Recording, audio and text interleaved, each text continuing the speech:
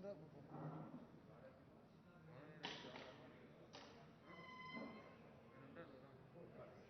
పోయి తిన్నాడు అలా పోయి తిన్నాడు కదా తింటూ పక్క పంపి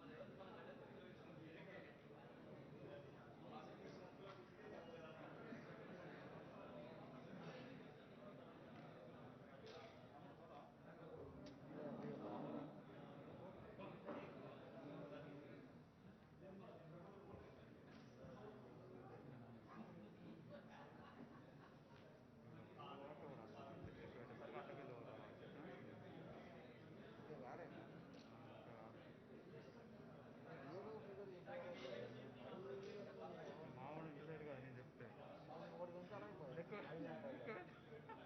లెక్క పెట్టి రాబోండి దూరం అయితే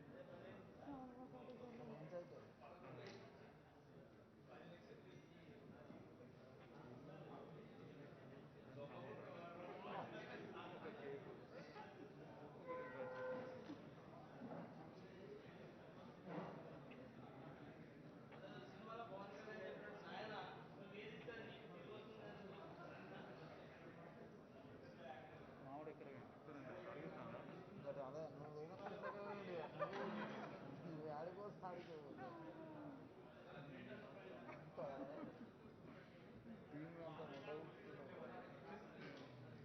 సీరియస్ ఇచ్చేది సీరియస్ అక్కడ ఎక్కడ ఉన్నాడు 63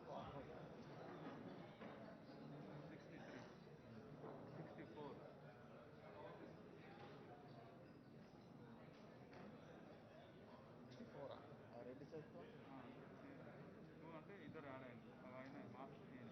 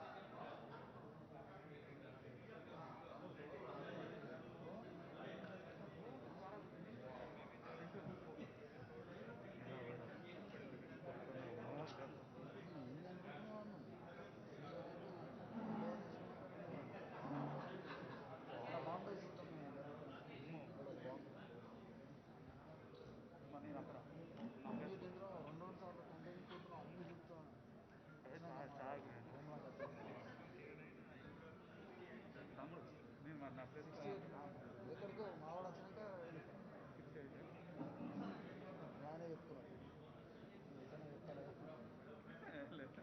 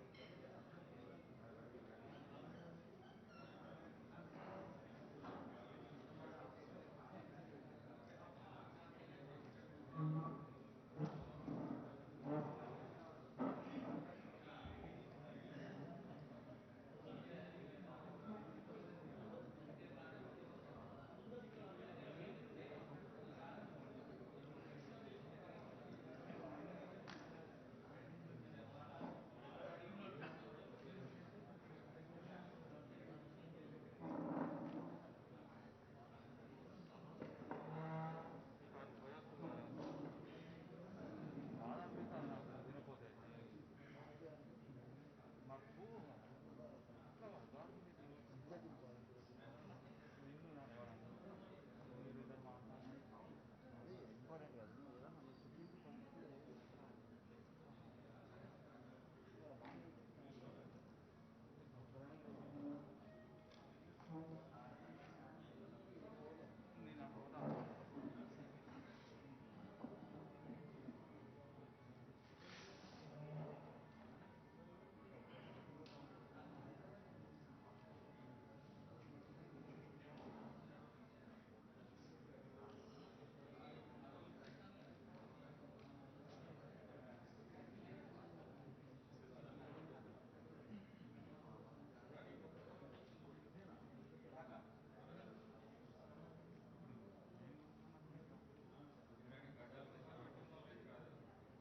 వడ్లకు అవన్నీ ఊళ్ళో కోసం ఏదో ఒకటి అదే అస్సలు లేదు.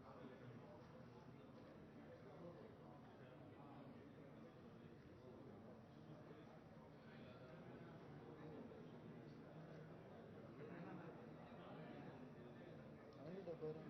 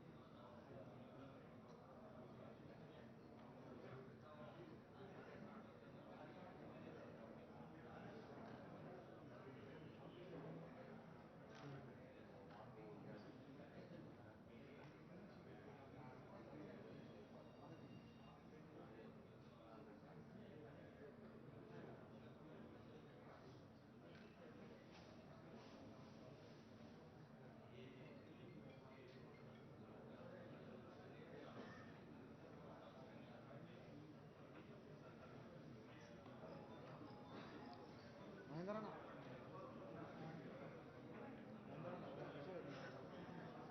మహేంద్రన్న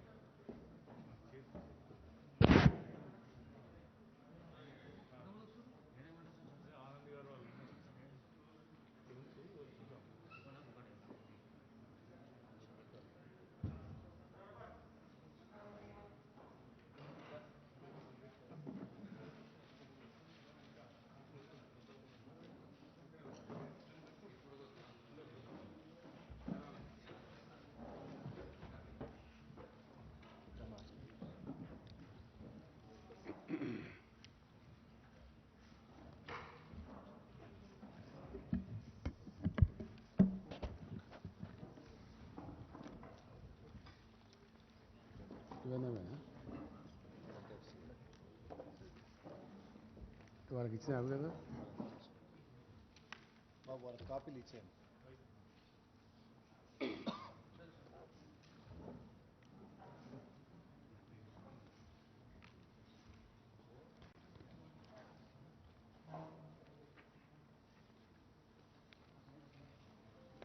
ఇవే కాపీస్ కదా దీనిలో 5 ఉన్నాయి.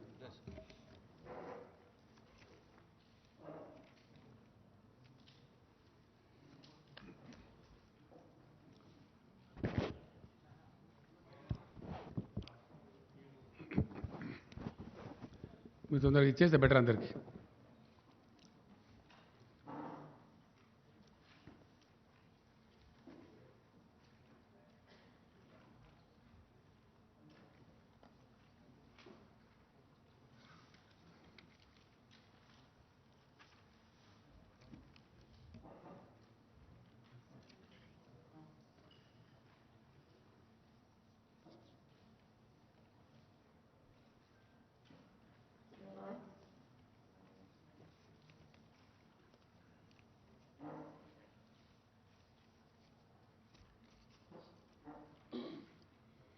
నమస్తే నమస్తే బాగున్నారు.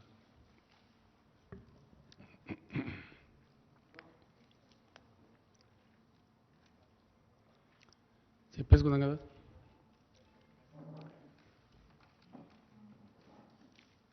నిన్నటి రోజున మా వ్యవసాయ శాఖ మంత్రి గారు తెలంగాణ రైతాంగానికి ఈ యాసంగిలో వరి పంట వేయకుండా ఇతర పంటలు వేయండి, కారణం ఏమిటి అంటే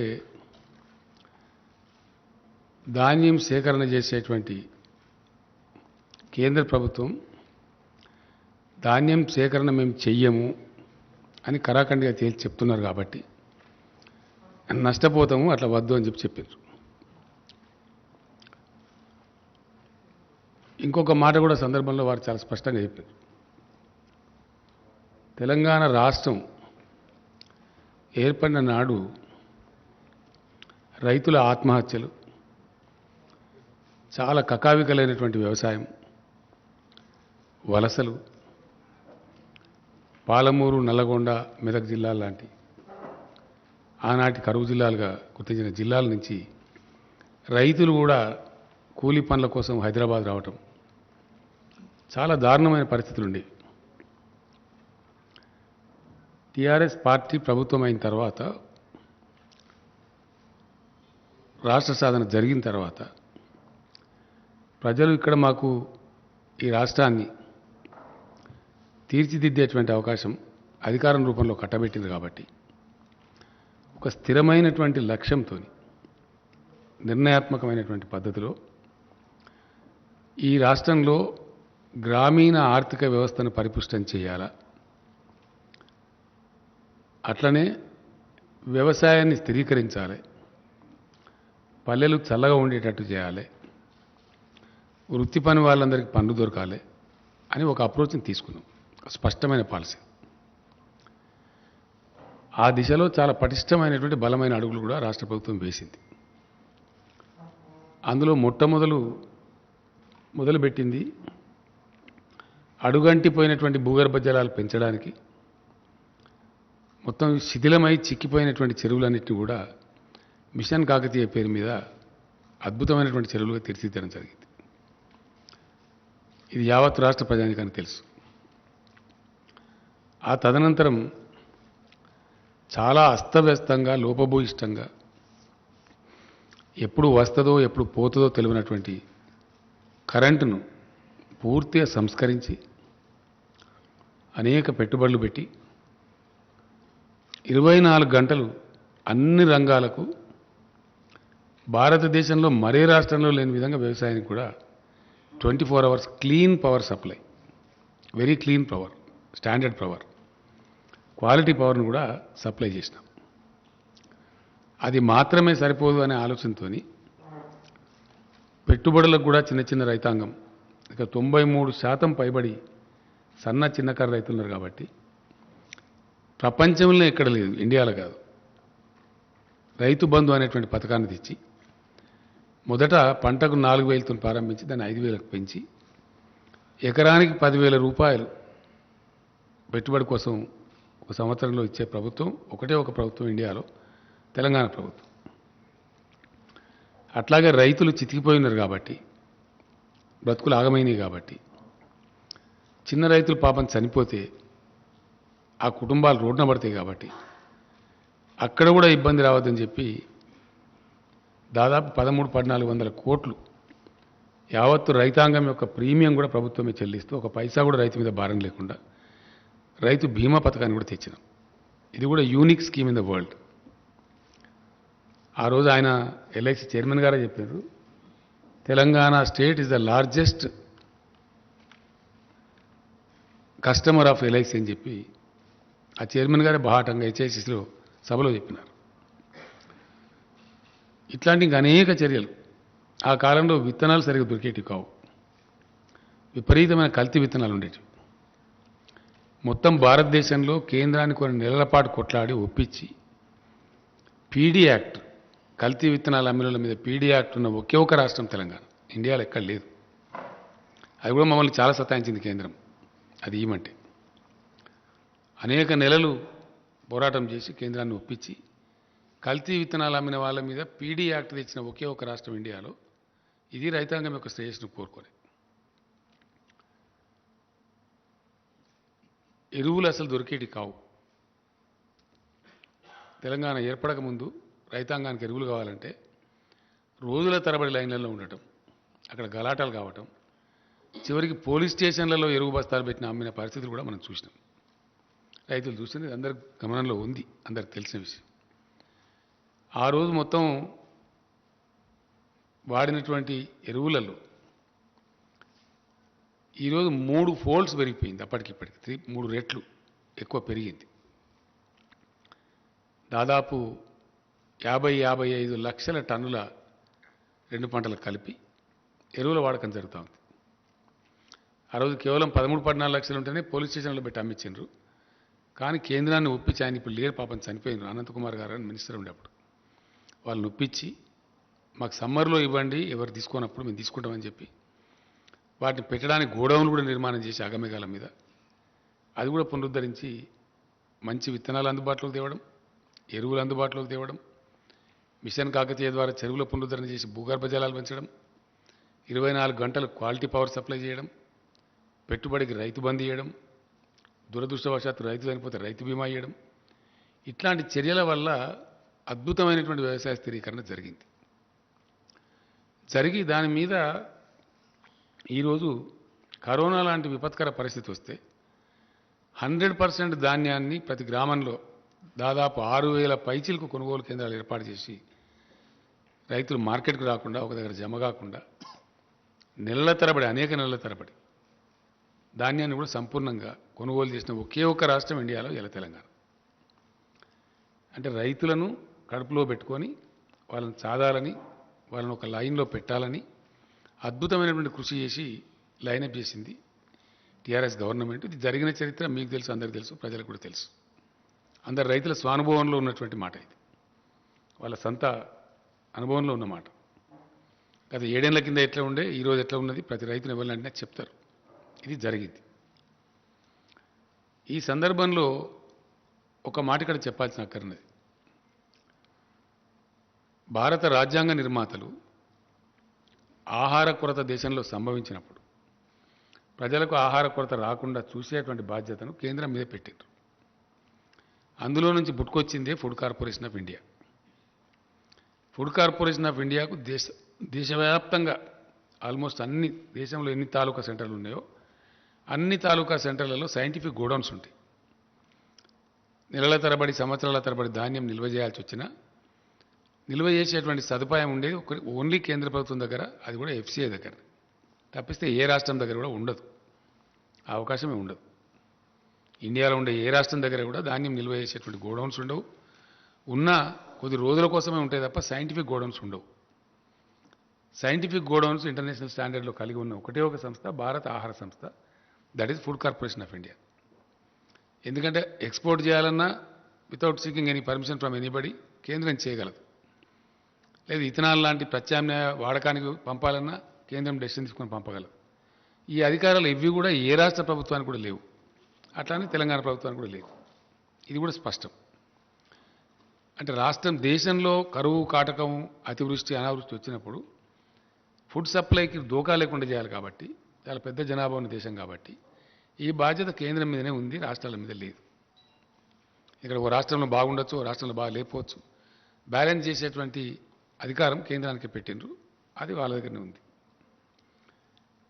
ఇప్పుడు ఏం జరుగుతూ ఉంది దేశంలో అంటే చాలా విచిత్రంగా, ఇప్పుడు ఉన్నటువంటి కేంద్ర ప్రభుత్వం తన బాధ్యతను విస్మరిస్తూ పూర్తి బాధ్యత రాహిత్యంగా మేము ధాన్యం తీసుకోము అని కాలికి పెడితే మెడకు పెడితే పెట్టేటువంటి మెలికలు దింపుతూ ఉంది.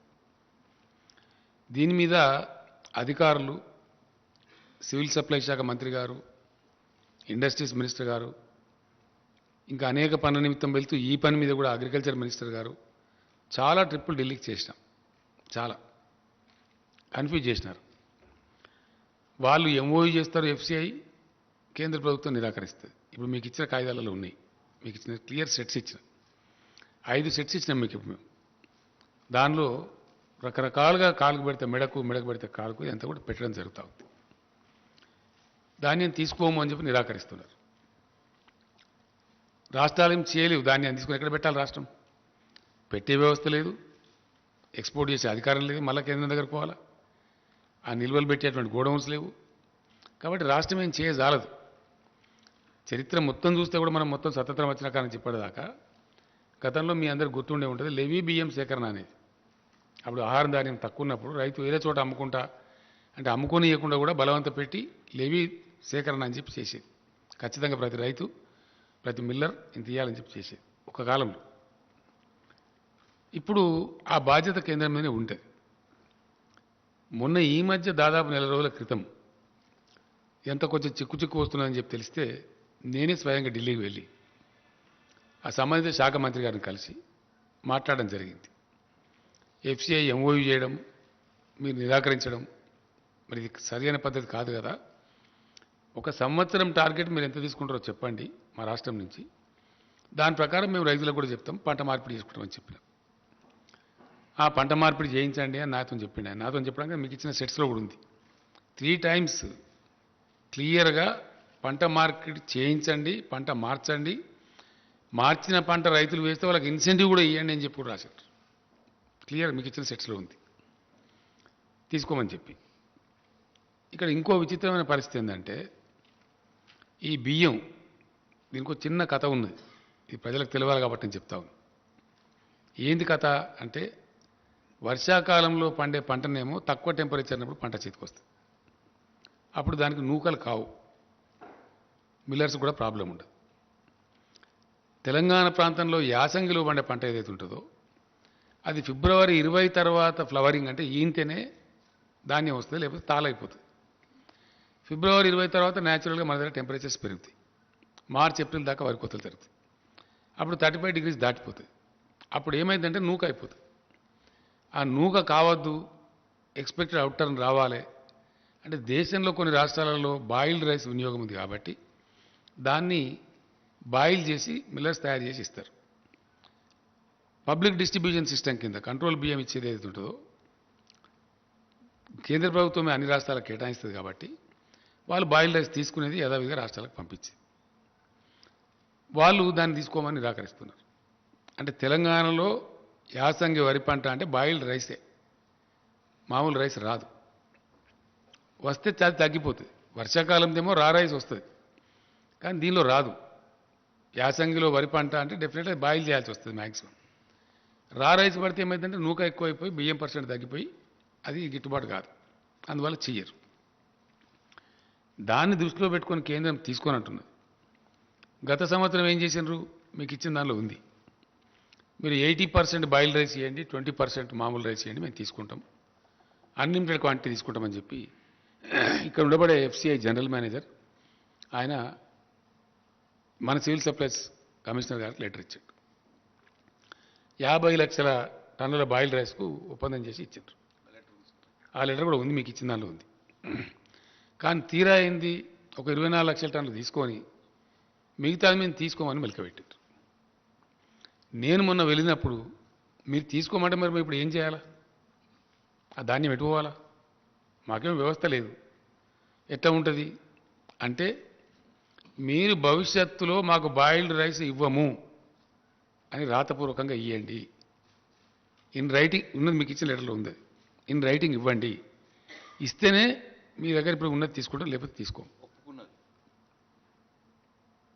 ఆ విధంగా చెప్పారు. అప్పుడు ఏం చేస్తాం? ఇక మనం ఆ రైస్ పోవాలి కదా, అది వేల కోట్ల రూపాయల వ్యవహారం. డబ్బులతో మరి పెట్టి రైతులకు డబ్బులు ఇచ్చేసినాం, బ్యాంకులో ఇంట్రెస్ట్ పడతా ఉంటుంది. కాబట్టి దాన్ని ఏం చేసినామంటే రైటింగ్ రాసి ఇచ్చినాం ఆయన బలవంతం. కాబట్టి అక్కడికి ఇంకొక 5 లక్షల టన్నులు తీసుకోలే. మొదలు 24 లక్షల టన్నులు, తర్వాత మళ్ళీ 20 లక్షల టన్నులే తీసుకున్నారు. ఇంకొక 5 లక్షల టన్నులు ఇప్పుడు మిగిలింది. ఇది గత యాసంగి వడ్లే. దాని సంగతి ఇంకా తేల్చలేదు కేంద్రం, వాళ్ళ దగ్గర పెండింగ్ ఉంది ఆ ఇష్యూ. నేను చెప్పి వచ్చినా ఆయన మంచిగా పరిశీలించి చేస్తా అని చెప్పిండు. అది అక్కడ పెండింగ్ ఉంది. అదొక భాగం. దాని సంగతి ఏందని తెలియదు. రెండవ భాగం, ఈ సంవత్సరానికి ఎంత ఇస్తారో చెప్పండి అని అడిగినాం. ఆ టీకా మై బాత్ మే బాత్ కాదు, నేను ఐసా నహీ హోతా, నేను ఉంటా, నేను ఇదే పనిగా వచ్చిన కాబట్టి నేను రేపు కూడా ఉంటా. మీరు పిలవండి, మీ సెక్రటరీని పిలవండి, మీ ఎఫ్సిఐ వాళ్ళని పిలవండి, అందరి ముందు నేనే ఉండి మాట్లాడతాను చెప్పండి.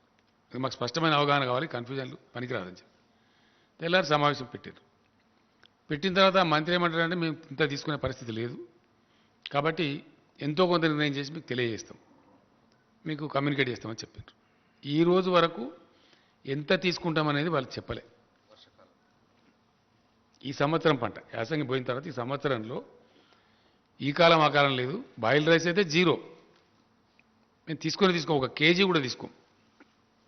రా రైస్ ఎంత తీసుకుంటాం అది కూడా చెప్పలేదు. ఈ కన్ఫ్యూజన్లో ఏమైంది, వర్షాకాలంలో మన దగ్గర వేసిన పంట 62 లక్షల పైచిలక ఎకరాలలో తెలంగాణలో వరి పంట వేసిండ్రు.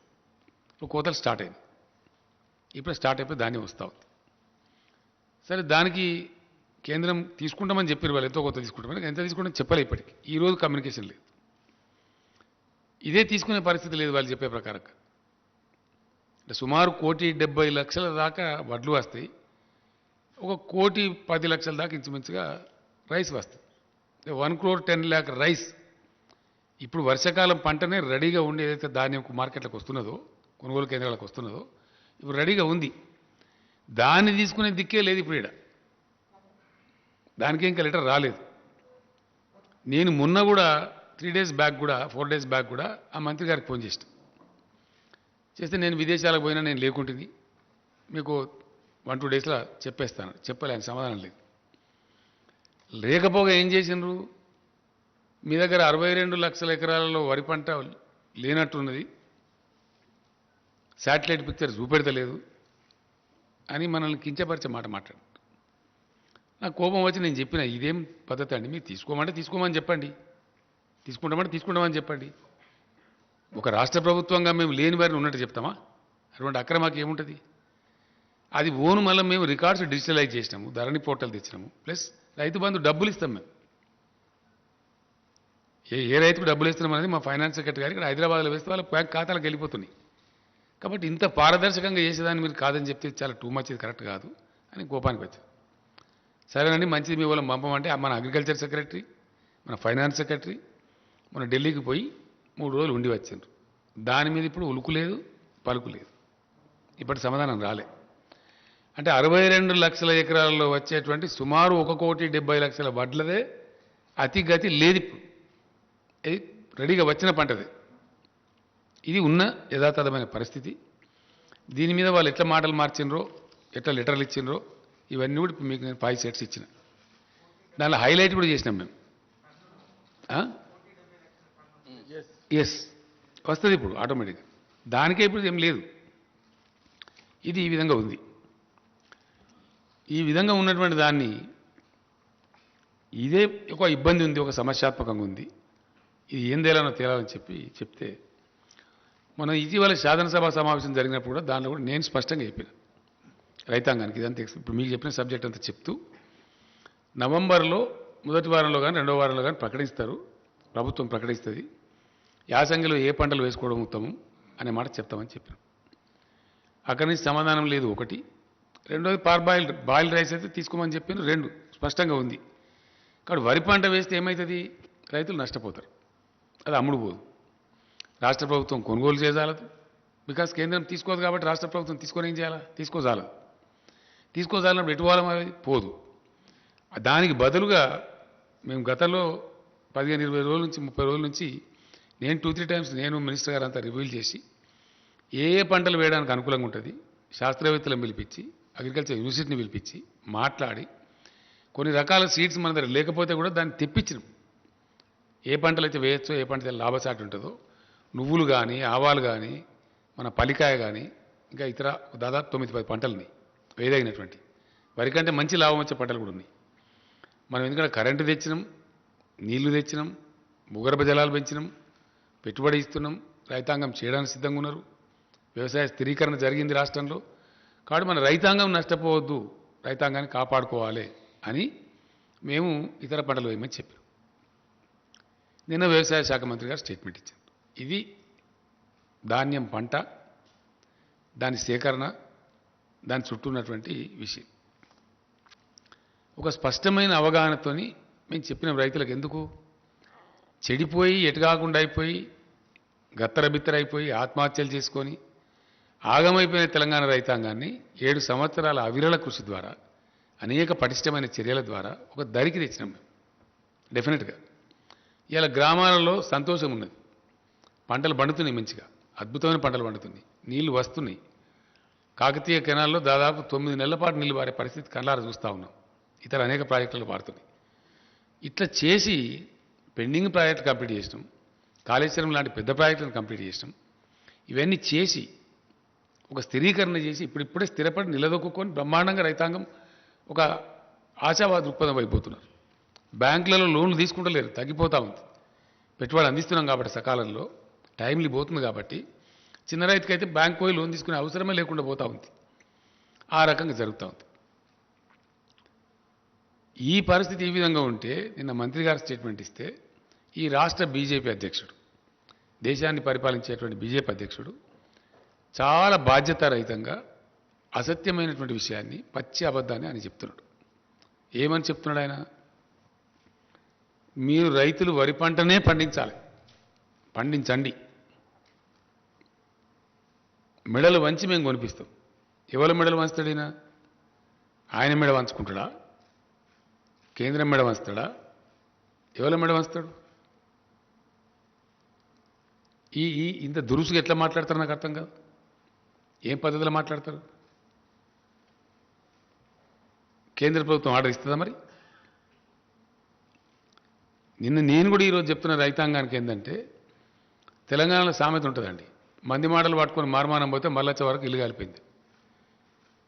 ఈ అడ్డదిడ్డం మాట్లాడి, బాధ్యత లేకుండా మాట్లాడి, అనధికారికంగా మాట్లాడి, ఢిల్లీ బీజేపీ ఏమో ఇది చెప్తుంది, ఈ లెటర్లు ఇస్తుంది బాజాప్తా అఫీషియల్గా గవర్నమెంట్ జరిగే కరస్పాండెన్స్లో లెటర్స్ ఇచ్చి మేము కొనము, బాయిల్డ్ రైస్ అయితే 1 కిలో కూడా తీసుకోము అని వాళ్ళు కండిషన్లు పెట్టి రాసి డబుల్ పేమెంట్ ఇవ్వకుండా రాష్ట్ర ప్రభుత్వాన్ని సతాయిస్తారు. ఈయన రాష్ట్ర అధ్యక్షుడిగా ఉండి, ఒక పార్లమెంట్ సభ్యుడిగా ఉండి పూర్తి అబద్ధాన్ని, పూర్తి పచ్చి తప్పును, పూర్తి నిర్లక్ష్య వైఖరితోని బాధ్యతారాహిత్యంగా ఏది పడితే అది మాట్లాడగలుగుతాము అనేటువంటి ఒక దీంతో ఆయన మాట్లాడాడు. అది పూర్తి తప్పు. ఆయనకు నెత్తి లేదు, నాకు కత్తి లేదు, ఆయనకేమి జిమ్మదారు లేదు, బాధ్యత లేదు. ఈ మాటలు చాలా మాట్లాడుతున్నాడు ఆయన చాలా రోజుల నుంచి. నేను కూడా క్షమిస్తూ వచ్చిన, నా స్థాయి మనిషి కాదు, చిన్నవాడు, పట్టించుకోలే. నా మీద వ్యక్తిగతంగా అడదిడంగా మాట్లాడినా పట్టించుకోలే. ఏనుగు పోతుంటే ఎన్ని కుక్కలు మరుగుతాయని చెప్పి వదిలిపెట్టాం. కానీ మరీ టూ మచ్గా బాధ ఎక్కడ కలుగుతుంది? తెలంగాణ రైతులను 7 ఏళ్ల నుంచి మేము కంటికి నిద్ర లేకుండా కాపాడి ఒక స్థాయికి తెచ్చి వాళ్ళ అప్పులు కట్టిపించి వాళ్ళని గడ్డకేసి వాళ్ళు బాగుపడాలని మేము తీసుకొని పోతూ ఉంటే మొత్తం రైతాంగం యొక్క బతుకునే ఆగం చేసే విధంగా బాధ్యత లేకుండా నీకేం కావాలి? రైతులు ధాన్యం బండియాలి, నువ్వు ఢిల్లీలో తీసుకోవు, ఇక్కడ రోడ్ల మీద కూర్చొని ధర్నా చేయాలి, నీ రాజకీయ పబ్బం గడవాలి, అంతే కదా? దీని అనుకున్నది ఏంది? What is that we should understand? ఇలా నేను మాట్లాడాల్సిన అవసరం ఏమొచ్చింది ప్రత్యేకించి? నిన్న అతను స్టేట్మెంట్ ఇచ్చి ఒక కన్ఫ్యూజన్ క్రియేట్ చేసింది కాబట్టి డెఫినెట్లీ నేను రైతాంగానికి చెప్తా ఉన్నా, ఈ సొల్లు కబుర్లు నమ్మి, ఈ పనికి మాలిన మాటలు నమ్మి వరి పంట కనుక వేస్తే దెబ్బ తింటాము. ఇక తెలంగాణలో ఉండేటువంటి వాతావరణ పరిస్థితుల వల్ల యాసంగిలో వరి పంట మనకు క్షేమదాయకం కాదు. తీసుకునేటువంటి కేంద్రం చేతులు ఎత్తేస్తూ ఉంది, మేము తీసుకోమని నిరాకరిస్తూ ఉంది. కేంద్రం మొదటి నుంచి కూడా ఆనాటి నుంచి ఈనాటిదాకా రైతు వ్యతిరేకంగా పోతూ ఉంది. రైతు ప్రయోజనాలను కార్పొరేట్లకు అప్పచెప్తా ఉంది. సంవత్సర కాలం నుంచి ఢిల్లీలో రైతులు ధర్నాలు చేస్తూ ఉన్నారు, ఉద్యమాలు చేస్తూ ఉన్నారు. రైతుల మీద కార్లెక్కించి చంపుతా ఉన్నారు. రైతులను కొట్టుమని ప్రవోక్ చేసి చెప్తా ఉన్నారు ముఖ్యమంత్రి స్థాయిలో ఉండే వ్యక్తులు. కేంద్ర మంత్రులు కార్లెక్కించి చంపుతారు, ముఖ్యమంత్రులేమో దాడి చేయమని చెప్తారు. అంటే ఎంత దూరమైనా పోయి రైతులను వీళ్ళు తొక్కివేసి అణిసివేసే పరిస్థితులు ఉన్నారు. కాబట్టి వాళ్ళ వైఖరి స్పష్టంగా తెలుస్తున్నది. కాబట్టి రేపు మనకు కూడా ఇదే పరిస్థితి సంభవిస్తుందని చెప్పి నిన్న మంత్రి గారు చాలా బాధ్యతతోని చాలా స్పష్టంగా రైతులను కాపాడుకోవాలనే ఉద్దేశంతో ఇంత దూరం తీసుకొచ్చి ఇంత మంచి పెట్టుబడి ఇచ్చి కరెంట్ ఇచ్చి మాకేమో బాధ్యత ఉంది. ఈ రాష్ట్రాన్ని తెచ్చినాం, మేము రైతాంగాన్ని ఒక దరికి తెచ్చినాం, వ్యవసాయాన్ని ఒక దరికి తెచ్చినాం. ఇలా సంతోషంతో ముఖాలు వెలుగుతున్నాయి. కాబట్టి 7 ఏళ్ళు చాలా మేము సహనంతో ఉన్నాం. వీళ్ళు అడ్డదిడ్డంగా మాట్లాడినా, పిచ్చి పిచ్చిగా మాట్లాడినా, అహంకారపూరితంగా మాట్లాడినా, చాలా దురుసుగా మాట్లాడినా, వాళ్ళ స్థాయిని మించి మాట్లాడినా క్షమించినాం, ఊరుకున్న మేము వదిలిపెట్టినాం. కానీ రైతాంగం జీవితంతోనే ఆడుకుంటాము మా చిల్లర రాజకీయాల కోసం. తెలంగాణ రైతులు ఏమైనా పర్వాలేదు, పంట పండించి వాళ్ళు మునిగినా పర్వాలేదు, కానీ మేము మాత్రం సొల్లు పురాణం మాట్లాడుతూనే ఉంటాం, అడ్డం పొడుగు మాట్లాడుతూనే ఉంటాం అనే పద్ధతిలో మాట్లాడినారు. కాబట్టి నేను ఇలా రియాక్ట్ అయ్యి ఇది చెప్పాల్సి వస్తున్నది. రైతాంగాన్ని హెచ్చరించుకోవాలి, రైతాంగాన్ని కాపాడాలి. కాబట్టి చెప్తా ఉన్నాను. డెఫినెట్లీ 100% వీళ్ళు చెప్పేది తప్పు. మొత్తం ఇంకొక విషయం కూడా ఇక్కడ స్పష్టంగా చెప్పాల్సిన అవసరం ఉంది. ఇది వ్యవసాయానికి సంబంధించి. ఎస్, డెఫినెట్గా నేను రైతులకు మనవి చేస్తూ ఉన్నా. 7 ఏళ్ళు మిమ్మల్ని కాపాడింది ఎవరో మీకు తెలుసు, మీకు మంచి కరెంట్ ఇచ్చేది ఎవరో మీకు తెలుసు, ఎరువులు సప్లై ఎట్లా జరుగుతుందో మీకు తెలుసు, మీకు ఇలా ధాన్యం అక్కరపడ్డప్పుడు ఎట్లా కొనుగోలు చేసినామో మీకు తెలుసు. మీరు నష్టపోవద్దని, మీకు ఇబ్బంది కావద్దని, మీరు మునిగిపోవద్దని, అనవసరంగా కేంద్రం కొన్నటువంటి ధాన్యాన్ని పండించి దెబ్బతినవద్దని, మళ్ళా తెలంగాణ రైతులకు దుస్థితి రావద్దని మేము ఈ మాట చెప్పినాం. నిన్న మంత్రి గారు చెప్పిన మాట ఎందుకు చెప్పిండు ఆయన? అక్కడి నుంచి జవాబు లేదు. వర్షాకాలం పంటకి తీసుకురా తెలియదు. అయినా మేము కొనుగోలు కేంద్రాలు ప్రారంభించినాం. ఎట్లనే చేసి ఫైట్ చేద్దాం, కాదంటే ఇంకేదైనా చేద్దాం, కానీ రైతులు మాత్రం నష్టపోనియద్దు. ఈ వర్షాకాలంలో పండిన పంట కొననైతే కొందాం, తర్వాత చూద్దామని చెప్పి ధైర్యం చేసి మేము కొనుగోలు కేంద్రాలు స్టార్ట్ చేస్తాం. కొనుగోలు కేంద్రాలు పెట్టాలని ధర్నా చేస్తారు వీళ్ళే, ఎక్కువ పెట్టాలని చెప్పి. ఢిల్లీలో ధాన్యం కొనరు వీళ్ళే. మళ్ళీ ఇప్పుడు యాసంగిలో పంట ఏమని చెప్పి బాధ్యతారహితంగా చెప్తారు వీళ్ళే. అంటే ఏంది ఇది? దీన్ని ఎట్లా అర్థం చేసుకోవాలా? ఇది బాధ్యత కలిగిన ముచ్చటేనా మాట్లాడేది? ప్రతి విషయంలో కూడా ఇదే మోసం, ప్రతి మాటలో కూడా ఇదే ఒక అహంకారంతో కూడుకుని ముచ్చట. చాలా చూసినాం ఇట్లా. Petrol diesel ధరలున్నాయండి.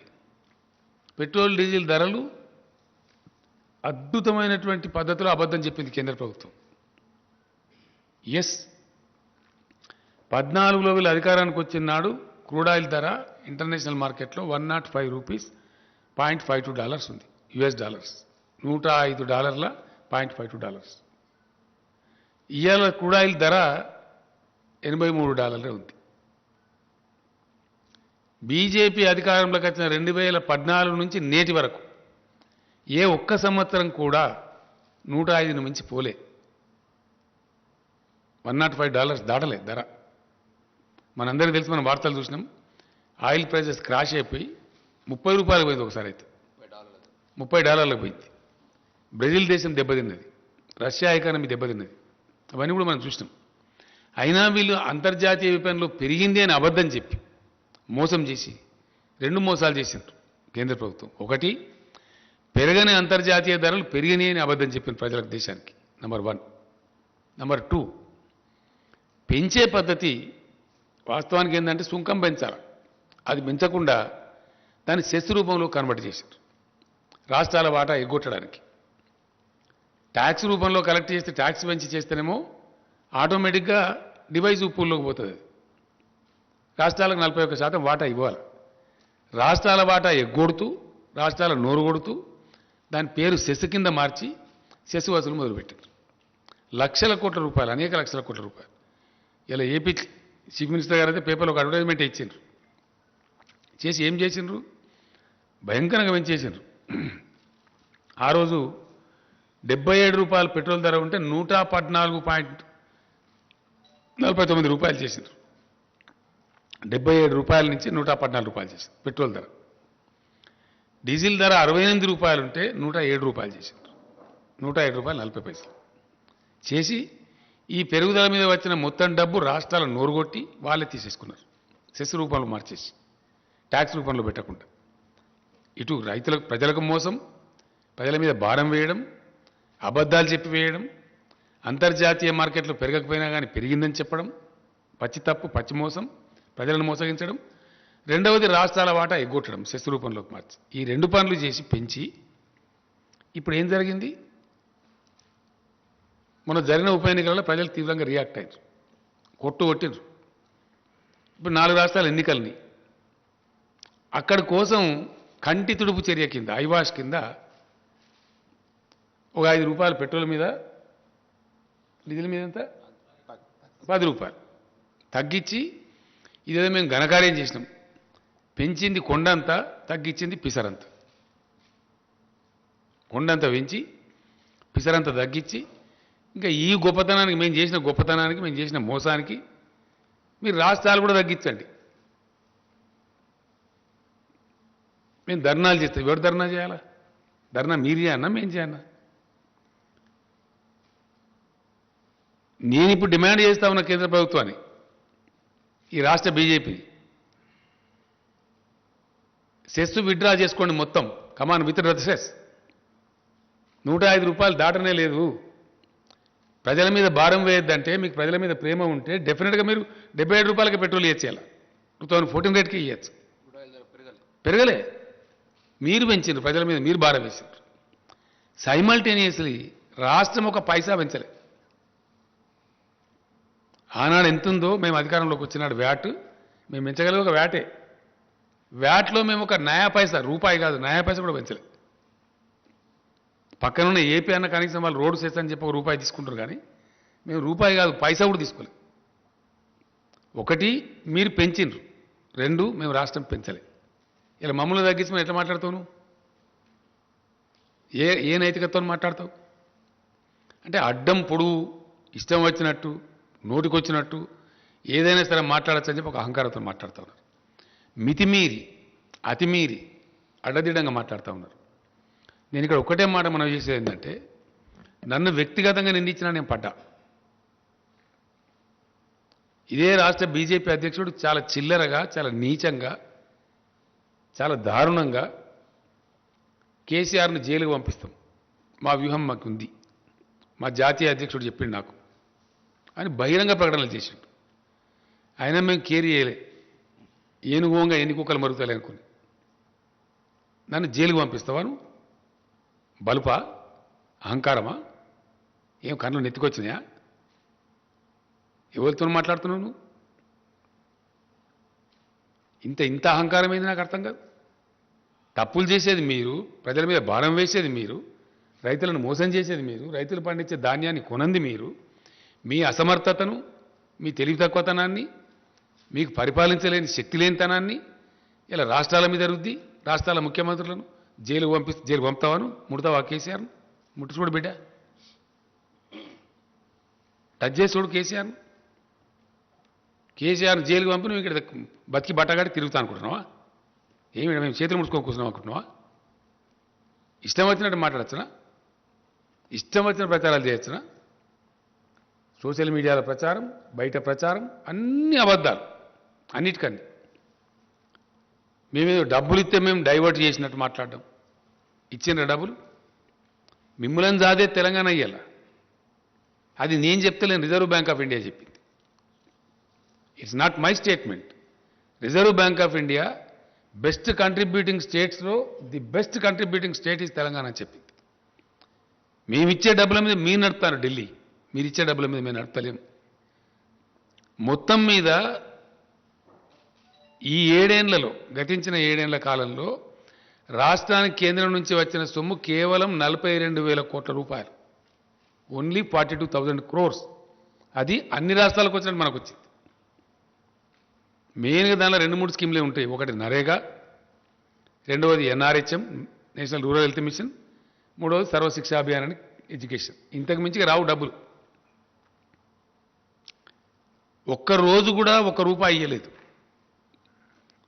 స్టేట్ రీఆర్గనైజేషన్ చట్టం ఏదైతే ఉందో ఆ చట్టం ప్రకారంగా 450 కోట్లు మనకు రావాలి. BRGF funds, backward region development funds ఎగ్గొట్టిండ్రు. అవి తీసుకొని రారు వీళ్ళు, అవి మాట్లాడరు, దాని గురించి మాట్లాడరు. మంత్రుల మీద, ముఖ్యమంత్రి మీద పెద్దంతరం చిన్నంతరం లేకుండా కళ్ళు నెత్తికెక్కి ఎంత పడితే అంత మాట్లాడి, మేము ఎందుకంటే రాష్ట్రం కొత్తగా తెచ్చుకున్నాం, ఎందుకు మనకు పెద్ద కేంద్రంతో అంత పెద్ద అప్ఫ్రంట్ కన్ఫ్రంటేషన్ ఎందుకు, ఒక పద్ధతిగా రాష్ట్రాన్ని సెటిల్ చేసుకుందామని మేము ఓపిక వహించి సంయమనం వహించి కేంద్రం సహకరించకున్నా 5 సంవత్సరాలు హైకోర్టు విభజన చేయలే. ఎందుకు చేయలేదు నేను అడుగుతా ఉన్నా. ఏం కారణం చేసి చేయలేదు? మీది అసమర్థ ప్రభుత్వం కాదా? Why did not you separate the high court for 5 long years? What was the intention behind it? రాష్ట్రం వస్తుంది, రాష్ట్రానికి నీళ్ళ వాటర్ రావాలి. మేము అడిగినాం, కేంద్ర ప్రభుత్వాన్ని అడిగే అధికారం మాకు ఉంది కాబట్టి అడిగినాం. సెక్షన్ 3 కింద ట్రిబ్యునల్కి రిఫర్ చేయండి, మాకు వాటర్ తేల్చాలని చెప్తే ఈరోజు తేల్చరు. ఏం కారణం? మీ అసమర్థతనా, మీ అవివేకమా, మీ తెలివి తక్కువతనమా, మీ చేతగాంతనమా? అది చేత కాదు మీకు, అది మాట్లాడేది లేదు. BRGF ఫండ్స్ 450 కోట్లు రావాలి, దాని గురించి మాట్లాడేది లేదు. చట్టం ఉంది, నవోదయ పాఠశాలల చట్టం ఉంది. ఇప్పటికీ 50 దరఖాస్తులు ఇచ్చిన ప్రధానమంత్రికి. 50 కొత్త జిల్లాకు ఒక నవోదయ పాఠశాల పెట్టి తీరవాలే కేంద్ర ప్రభుత్వం అని చట్టం ఉంది. ఇది యాక్ట్ ఉందండి, మీరు యాక్ట్ కింద మాకు ఇవ్వాలి ధర్మం అని చెప్పి కొత్త జిల్లాలకు నవోదయ పాఠశాల ఇవ్వమంటే ఒక్కటి కూడా ఇవ్వలే. నో. 157 కళాశాలలు, మెడికల్ కళాశాలలు మంజూరు చేస్తే తెలంగాణకు ఒకటి ఇవ్వలే. Not even 1. ఏడవన్నారు ఈ బీజేపీ నాయకులు? ఇక్కడ నుంచి ఉన్న కేంద్ర మంత్రి ఎక్కడ వండుకున్నాడు? ఇక్కడ నుంచి ఉన్న ఎంపీలు ఎక్కడ వండుకున్నారు? What is your answer? First దీనికి సమాధానం చెప్పు. ఇప్పుడు మేము పెడతాం ధర్నాలుగా. ఎస్, ఉత్తర భారతంలో రైతులు ఎవరైతే కొట్లాడుతున్నారో వాళ్ళకి అండగా నిలుస్తాం. రైతు వ్యతిరేక చట్టాలు మొత్తం విత్డ్రా చేసుకోవాలి, ధర్నా చేస్తాం. డెఫినెట్గా సీరియస్గా కొట్లాడతాం. పెట్రోల్ మీద పెంచినటువంటి సెస్సులు, పెట్రోల్ డీజిల్ మీద వెంటనే విరమించుకోవాలి. మిమ్మల్ని పండనీయం, నిల్వనీయం. తెలంగాణలో పండించే వరి ధాన్యాన్ని పూర్తిగా కొనుగోలు చేయాలి. దమ్ముంటే ఈ రాష్ట్ర అధ్యక్షుడు నోటి మాటలు సొల్లు పురాణాలు మాట్లాడడం కాదు, పోయి తీసుకొని రా ఆర్డర్ను, నేను నిలబడేపిస్తా వరిధాన్యం. 70-80 లక్షలలో ఇప్పుడు వరిధాన్యం వేసే అవకాశం ఉంది తెలంగాణకు. అద్భుతమైన ఉత్పత్తి వస్తూ ఉంది. రైస్ మిల్లర్లు కూడా వాళ్ళ కెపాసిటీ పెంచుకున్నారు. తీసుకురా నువ్వు ఆర్డర్. నువ్వు కేంద్రం వడ్లు తీసుకుంటా అంటే కేసీఆర్ వద్దంటుండా? ఏం చెప్తున్నావు నువ్వు? ఎంత బాధ్యతారహితంగా మాట్లాడుతున్నావు? నువ్వు మాట్లాడవచ్చునా? అట్లా మాట్లాడి తిరుగుతా అనుకుంటున్నావా తెలంగాణలో? కేసీఆర్ బతుకుండగానే తెలంగాణ రైతులు నాగం చేస్తావా నీ సొల్లు పురాణంతో? చేయగలుగుతావా? దా, నువ్వు కొంటాను నిన్న మాట్లాడినావు కదా, మెడలు వంచుతాను. నీ మెడలు నేను వంచానా? మరి నీ మెడలు వంచులుగా ఇరుస్తాం. డబ్బున ఒక రైతుల ధాన్యం తీసుకోకపోతే తెస్తావా ఆర్డర్? నీ పార్టీ అధికారం ఉంది కదా ఢిల్లీలో, తీసుకొని రా. వారం లోపల తీసుకురా. అడ్డంపొడు మాట్లాడడం కాదు కదా. నీకు దమ్ముంటే నిన్న రాత్రి కూడా మాట్లాడాను నేను. ఒకవైపునేమో పంటల మార్పిడి చేయించండి, వరిధాన్యం వేయించకండి అని రాతపూర్వకంగా ఇస్తారు, మీకు ఇచ్చిన సెట్లలో ఉంది, దయచేసి మీరు చూడండి అది. ఆన్ ద అదర్ హ్యాండ్ వరిధాన్యం వేయమంటావు నువ్వు అంటావు. ఢిల్లీ బీజేపీ వరిధాన్యం వేయొద్దంటది, ఇక్కడ సిల్లీ బీజేపీ వరిధాన్యం వేయాలంట. ఏది కరెక్టు? ఢిల్లీ బీజేపీ కరెక్టా, ఇక్కడ సిల్లీ బీజేపీ కరెక్టా? What is right? నేను మాట్లాడినా వ్యవసాయ శాఖ మంత్రి గారు, నేను కూర్చొని ఇది ఏం స్టేట్మెంట్ నాకు అర్థం కాదు, ఈ దరిద్రుడు ఇట్లా ఇచ్చిండు, ఇంకా బాధ్యత ఉందా, బరువు ఉందా, అసలు ఏం నాకు అర్థం కాదు తమాషా అని చెప్పి అడిగితే మాట్లాడితే నేను కేంద్ర మంత్రిని అడిగినాను నిన్న, ఏమండి మరి నువ్వు నాకు స్వయంగా ఇట్లా చెప్పినావు, మార్చమని చెప్పినావు, నాతో రాయించుకున్నావు, బాయిల్డ్ రైస్ ఒక కిలో కూడా ఇయ్యమని చెప్పి ఇంకో 5 లక్షలు నిధులను పెండింగ్ పెట్టుకున్నావు, ఈ సంవత్సరం టార్గెట్ ఇవ్వమంటే ఇస్తలేవు, ఇంకా తెలుస్తలేదు, మరి మీ అధ్యక్షుడు వరి మాత్రమే పండించండి, ఎట్లా కొనాలో చూస్తాం, ఎవరు కొంటారు, నువ్వా నేను కొనేదని అడిగిన నేను ఐసా కైసా బోల్తే బోలే, ఇలా పేపర్లలో వస్తే తెప్పించుకొని చూడమని చెప్పింది, ఎలక్ట్రానిక్ మీడియాలో ఆల్రెడీ వచ్చింది, నువ్వు తెప్పించుకొని చూడు, పేపర్లు తెప్పించుకొని ఇలా మీ ఇంటెలిజెన్స్ ద్వారా తెప్పించుకోండి ఏం మాట్లాడిండో అని అడిగినాం. నేనేమంటున్నా అంటే నువ్వు తీసుకురా, ఆర్డర్ తీసుకురా, కేంద్రం కొంటా అంటే నేను వద్దంటున్నా. యాసంగిలో వరి పెట్టుకునే అవకాశం డిసెంబర్ ఎండింగ్ దాకా ఉంటుంది. నేను తెలంగాణ రైతాంగానికి ఒకటే మనవి చేస్తా ఉన్నా, డిసెంబర్ చివరి దాకా కూడా మనం వరి ధాన్యం పెట్టుకోవచ్చు. ఈ సిల్లీ బీజేపీ, దొంగ బీజేపీ ఆర్డర్ ఇస్తుందా? ఈ ఆర్డర్ తీసుకురా, 1.5 కోటి టన్నులు తీసుకుంటాం బాయిల్ రైస్ అని చెప్పి తీసుకురా, మొత్తం నేనే సీడ్ సప్లై చేయించి బ్రహ్మాండంగా నేనే పంట వేపిస్తాను, నిలబడి అన్ని జిల్లాల మంత్రులు ఎమ్మెల్యేలు నిలబడి బ్రహ్మాండంగా పొలాలు చేపిస్తాం, కావాల్సినంత పట్టేంత వాటర్ ఉన్నది, ఫుల్ పవర్ సప్లై చేస్తున్నాం, పెట్టుబడి ఇస్తున్నాం రైతాంగానికి, మేమే వేయిస్తాం వరి పంట, తీసుకురాను అంటే ఏమన్నట్టు ఇది? బాధ్యతారహితంగా ఇష్టం వచ్చినట్టు సొల్లు పురాణం మాట్లాడుకుంటా, అబద్ధాలు ప్రచారం చేసుకుంటా మేము ఇట్లే తిరుగుతామంటే ఇప్పటిదాకా చెల్లింది. But now you will face. వర్షాకాలం ధాన్యం తీసుకునేదాకా నిద్ర పోనీయం, యాసంగి పక్కకు పెట్టు, కేంద్ర ప్రభుత్వాన్ని నిద్ర పోనీయం, ఇక్కడ వీళ్ళని కూడా తిరగనీయం బజార్ మీద. మేం చేస్తాం ధర్నా, మీ ధర్నా సంగతి ఏందో, మెడలు ఎవరు ఇవ్వంచాను, నీ ఇవ్వంచాను, నా ఇవ్వంచాను, ఎవరు ఇవ్వంచాను, ఏ ప్రభుత్వాన్ని ఇవ్వంచాను, ప్రజల ముందు పెడతాం బజార్లో. చాలా ఇష్యూలున్నాయి, ఇంకా చాలా అనేకమైన ఇష్యూలున్నాయి. ఇన్ని రోజులు ఎందుకన్నా మేము ఒక మర్యాదగా పద్ధతిగా కొత్త రాష్ట్రం కాబట్టి దీన్ని సెటిల్ చేసుకుందాం అని చెప్పినాం. అన్ని ఉల్టాపల్టా మాట్లాడతారు, ప్రతి విషయానికి ఉల్టాపల్టా మాట్లాడరు, ప్రతి విషయానికి అబద్ధాలు చెప్పడం. మీకు చేత కాదు, మీరేం చేయలే, మేము కమిట్మెంట్ ఉన్నోళ్ళు, మీ రాష్ట్రం తెచ్చిన వాళ్ళు. ఎస్, మేము దళిత బంధు పథకం తెచ్చినాం, 100కు 100% దాన్ని అమలు చేస్తాం, మాకు చిత్తశుద్ధి ఉంది, ఇట్స్ అవర్ ఎజెండా. స్పష్టంగా చెప్పిన ఉప ఎన్నిక రాగానే దొంగ మాటలు మాట్లాడడం, అబద్ధాలు చెప్పడం, సోషల్ మీడియాలో ఇష్టం వచ్చినట్టు అవాకులు చెవాకులు పెరగడం, ఇష్టం వచ్చిన పద్ధతులు ఎవరం పడితే వాళ్ళను ఏది పడితే అది మాట్లాడడం, ప్రజలను తప్పుదారి పట్టేయడం. ఇన్ని రోజులు మీ ఆటలు చెల్లినాయి బిడ్డ, మీ నోటికొచ్చినట్టు కూస్తున్నారు కారుకూతలు. దళితుల కోసం, గిరిజనుల కోసం పెట్టినటువంటి ఆట్రాసిటీ చట్టాన్ని పట్టుకొని ఒక విధవ లొటపీస్ చట్టం ఉంటాడు. ఎవరు లొటపీస్? చట్టాలు గౌరవం లేదు, కోర్టు గౌరవం లేదు, దళిత గిరిజన ప్రజలంటే భయం లేదు మీకు. ఏం తమాషా చేస్తున్నారా ఈ రాష్ట్రంలో? ఏమో మీ అరాచకమా? ఏం చేసింది మీరు? ఏ వర్గం ప్రజలు చేసినారు? మీ 7 ఏళ్ల పరిపాలన ఈ దేశానికి ఒరగబెట్టింది ఏంటి? ఒక్క మంచి పని ఉందా మీ కేంద్రం చేసిన, ప్రభుత్వం చేసిన మంచి పని ఒక్కటి? మీరు దళితులకు చేసిండ్రా, గిరిజనులకు చేసిండ్రా, బీసీలకు చేసిండ్రా, రైతులకు చేసిండ్రా, నిరుద్యోగ యువకులకు చేసిండ్రా? ఒక్క మాట మీద నిలబడ్డరా? 15 లక్షలు ఇస్తామని ఇచ్చిండ్రా? 2 కోట్ల ఉద్యోగాలు ఇస్తామని ఇచ్చిండ్రా? Yes, I'm questioning. As a party president, as a chief minister, I'm questioning. ఏ మాట మీద నిలబడ్డారు మీరు? సందర్భం వచ్చినప్పుడల్లా భావోద్వేగాలు రెచ్చగొట్టడం. అయితే అంతర్జాతీయ సరిహద్దు భావోద్వేగాలు రెచ్చగొట్టాలి, లేకపోతే మతపరమైన భావోద్వేగాలు రెచ్చగొట్టాలి, ఓట్లు దండుకోవాలి. ఇదా రాజకీయం? ప్రజలతో తిలగాటమాడే పద్ధతి ఇదా? ఇలా మొత్తం నాశనం పట్టిన దేశాన్ని, దేశ జీడిపి మంట కలిసిపోయింది, ఫుడ్ సెక్యూరిటీలో నాశనం అయిపోయింది. నేపాల్ కన్నా, బంగ్లాదేశ్ కన్నా, పాకిస్తాన్ కన్నా తక్కువ ఉంటుందా ఇండియా జీడిపి? ఎవరి ఘనకార్యం ఇది? ఎవరి తప్పిది?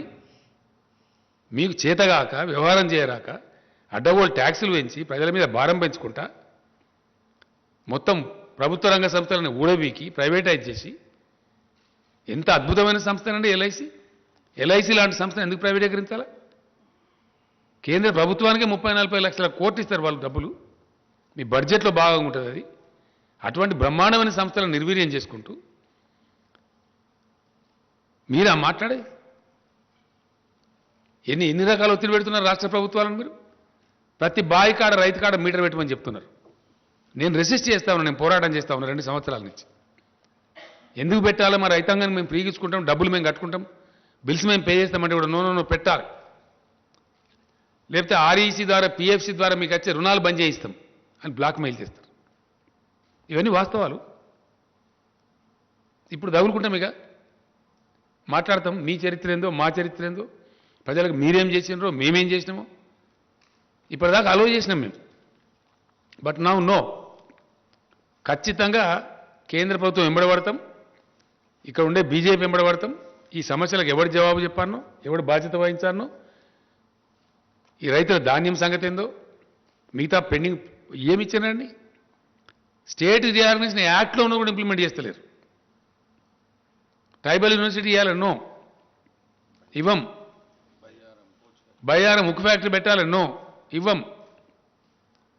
కోచ్ ఫ్యాక్టరీ పెట్టాలా ఇవ్వం.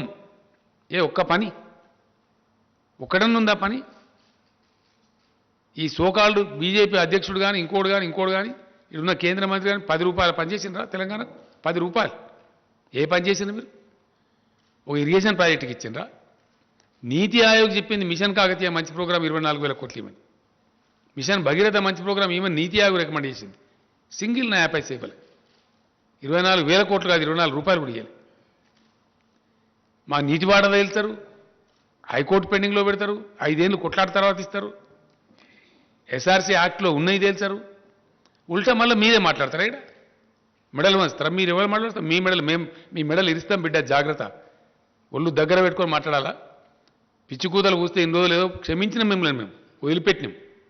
మాకు చేతగాక కాదు, అడుగున మిమ్మల్ని తరిమి కొట్టగలుగుతాం. మాకున్న క్యాడర్కు, మాకున్న లెక్కకు, మాకున్న శక్తికి. Yes, we are very powerful party here definitely. Today we are 103 MLAs ఉన్నాం. మా మిత్రపక్షం ఒక మజ్లిస్ పార్టీ ఉంది. 110 ఎమ్మెల్యేలు ఉన్నాం మేము 119లో. మమ్మల్ని ప్రజలు నామినేట్ చేసి వచ్చినాం మేము. మాకు ఎవడో ఢిల్లీకి వెళ్ళి నామినేట్ చేస్తే రాలే. We are nominated by the people of Telangana, by the farmers of Telangana. Now today for the convenience of union government I'm demanding the union food minister to declare the government of India policy. Please say what is that you are going to take, what is that you are not going to take. Telangana రైతాంగాన్ని మీరు మోసం చేయవద్దు. మేము రైతులను కడుపులో పెట్టి కాపాడుకుంటున్నాము. మీ చిల్లర రాజకీయాల కోసం వాళ్ళ బతుకులు నాశనం చేస్తామంటే చూస్తూ ఊరుకోడు కేసీఆర్. మా ఇష్టం వచ్చినట్టు మాట్లాడి బాధ్యతారహితంగా మాట్లాడతామంటే మీ మెడలు ఇస్తాం, జాగ్రత్త. ఎస్, డెఫినెట్గా నాలుగే ఉంది కదా, ఇష్టం వచ్చినట్టు మాట్లాడడం, అడ్డగోలుగా మాట్లాడడం, వట్టిగానే ప్రాజెక్టులలో అవినీతి జరిగింది. ఎక్కడ జరిగిందా? పెట్టు కేసు, నీ దమ్ముంటే. Yes, conduct enquiry, we are ready. What rubbish you are talking on the streets? ఇష్టం వచ్చినట్టు మాట్లాడుకుంటా, కుక్కలు మురిగినట్టు మురుక్కుంటా, చట్టాలను మాట్లాడుకుంటా, మనుషులను మాట్లాడుకుంటా, అడ్డగోలు ప్రచారాలు చేసుకుంటా ఇంకా సహించాం, జాగ్రత్త. Be careful. మేము ఉద్యమాలు చేసిన వాళ్ళం, మహామహా రాకాసులతో కొట్లాడిన వాళ్ళం. ఈ గోకాసులు ఏం లేక నలిసి పారేస్తాం. తమాషా చేస్తున్నారా ఈ రాష్ట్రంలో? What is this? ఇప్పటిదాకా మేము ఎందుకన్నా మంచి పద్ధతిలో పోయినాం. నేను ప్రధానమంత్రి కూడా చెప్పిన, మీరు చేయాల్సినవి చేస్తలేరు, అయినా మేము మీకు కోఆపరేట్ చేస్తున్నాం. అనేక సందర్భాల్లో కోఆపరేట్ చేసినాం.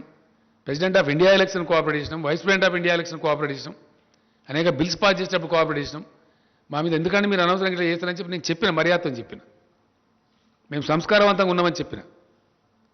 ఇంత కుసంస్కారుల్లాగా, హీనుల్లాగా దిగజారిపోయి రాజకీయాలను దిగజార్చుకుంటూ, రాజకీయ విలువలు దిగజార్చుకుంటూ, ఇష్టం వచ్చిన పద్ధతిలో మాట్లాడుకుంటూ ఎవరిని మోసం చేస్తారండి? ఎన్ని రోజులు చేస్తారు? ఎంతకాలం చేస్తారు?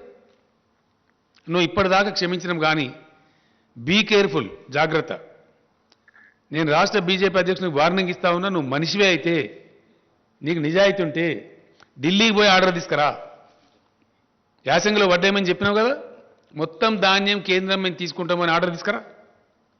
పంటలు నేనే ఇస్తా, మంచి విత్తనాలు నేను సప్లై చేపిస్తా. అడ్డం పొడు ఇష్టం వచ్చినట్టు మాట్లాడతాం. కరెంట్ ఇస్తాం, నీళ్ళు ఇస్తాం, మందులు ఇస్తాం, అన్ని ఇస్తాం. మొత్తం కొనుగోలు చేసి అప్పగిస్తాం, ఒక గింజ లేకుండా. నేను రైతు సోదరులకు ఒకటే మాట మనం చేస్తా ఉన్నా, ఈ అల్లా టప్పగాల మాటలు పట్టుకుంటే దెబ్బతింటాము. మీ ప్రాంతాలలో మీ వ్యవసాయ అధికారులను సంప్రదించండి. వరి కాకుండా ఇతర పంటలే వేసుకోండి. మీరు మోసం చేస్తారు, మనకు తీసుకోరు. మా తన్లాట ఏంటంటే మీరు మంచిగా ఉండాలని, మా రైతులు బతకాలని, పంట పండించిన రైతుకు 10 రూపాయలు రావాలని చెప్పి, రైతు జేబులకు డబ్బులు రావాలని మేము కొట్లాడుతున్నాం. రైతును ముంచి రాజకీయం చేసి మీ ఓట్లకు, మీ డబ్బాలకు ఓట్లు రావాలని వాళ్ళు కొట్లాడుతున్నారు. కుటిల నీతి ఇది. ఈ కుటిల నీతిని రైతాంగం గమనించాలి. ఒకటే ఒక మాటను అర్థం చేసుకోవాలి రైతాంగం. 7 ఏళ్ల నుంచి మీకు ఇండియాలో ఎక్కలేనటువంటి సదుపాయాలు చేసింది టీఆర్ఎస్ గవర్నమెంట్. చేసి వాస్తవం కాదా? మిషన్ కాకతీయ చేస్తే ఎంత అద్భుతంగా ఉన్నాయి చెరువులు. ఒక్క చెరువు దిగిపోయిందా? పోయిన సంవత్సరం భయంకరమైన వర్షాలు కురిసినాయి. ఈ సంవత్సరం కూడా చాలా ఎక్సెస్ రైన్ఫాల్ అయింది. ఇక్కడ ఒక్క చెరువు దిగలేదే తెలంగాణలో. బోర్లన్నీ మోటార్ పెట్టకుండా మీదికి పోస్తున్నాయి కదా బోర్లన్నీ. ఇలా ఊడలు పెట్టినాయి కదా, జాలు వారుతున్నాయి కదా తెలంగాణలో.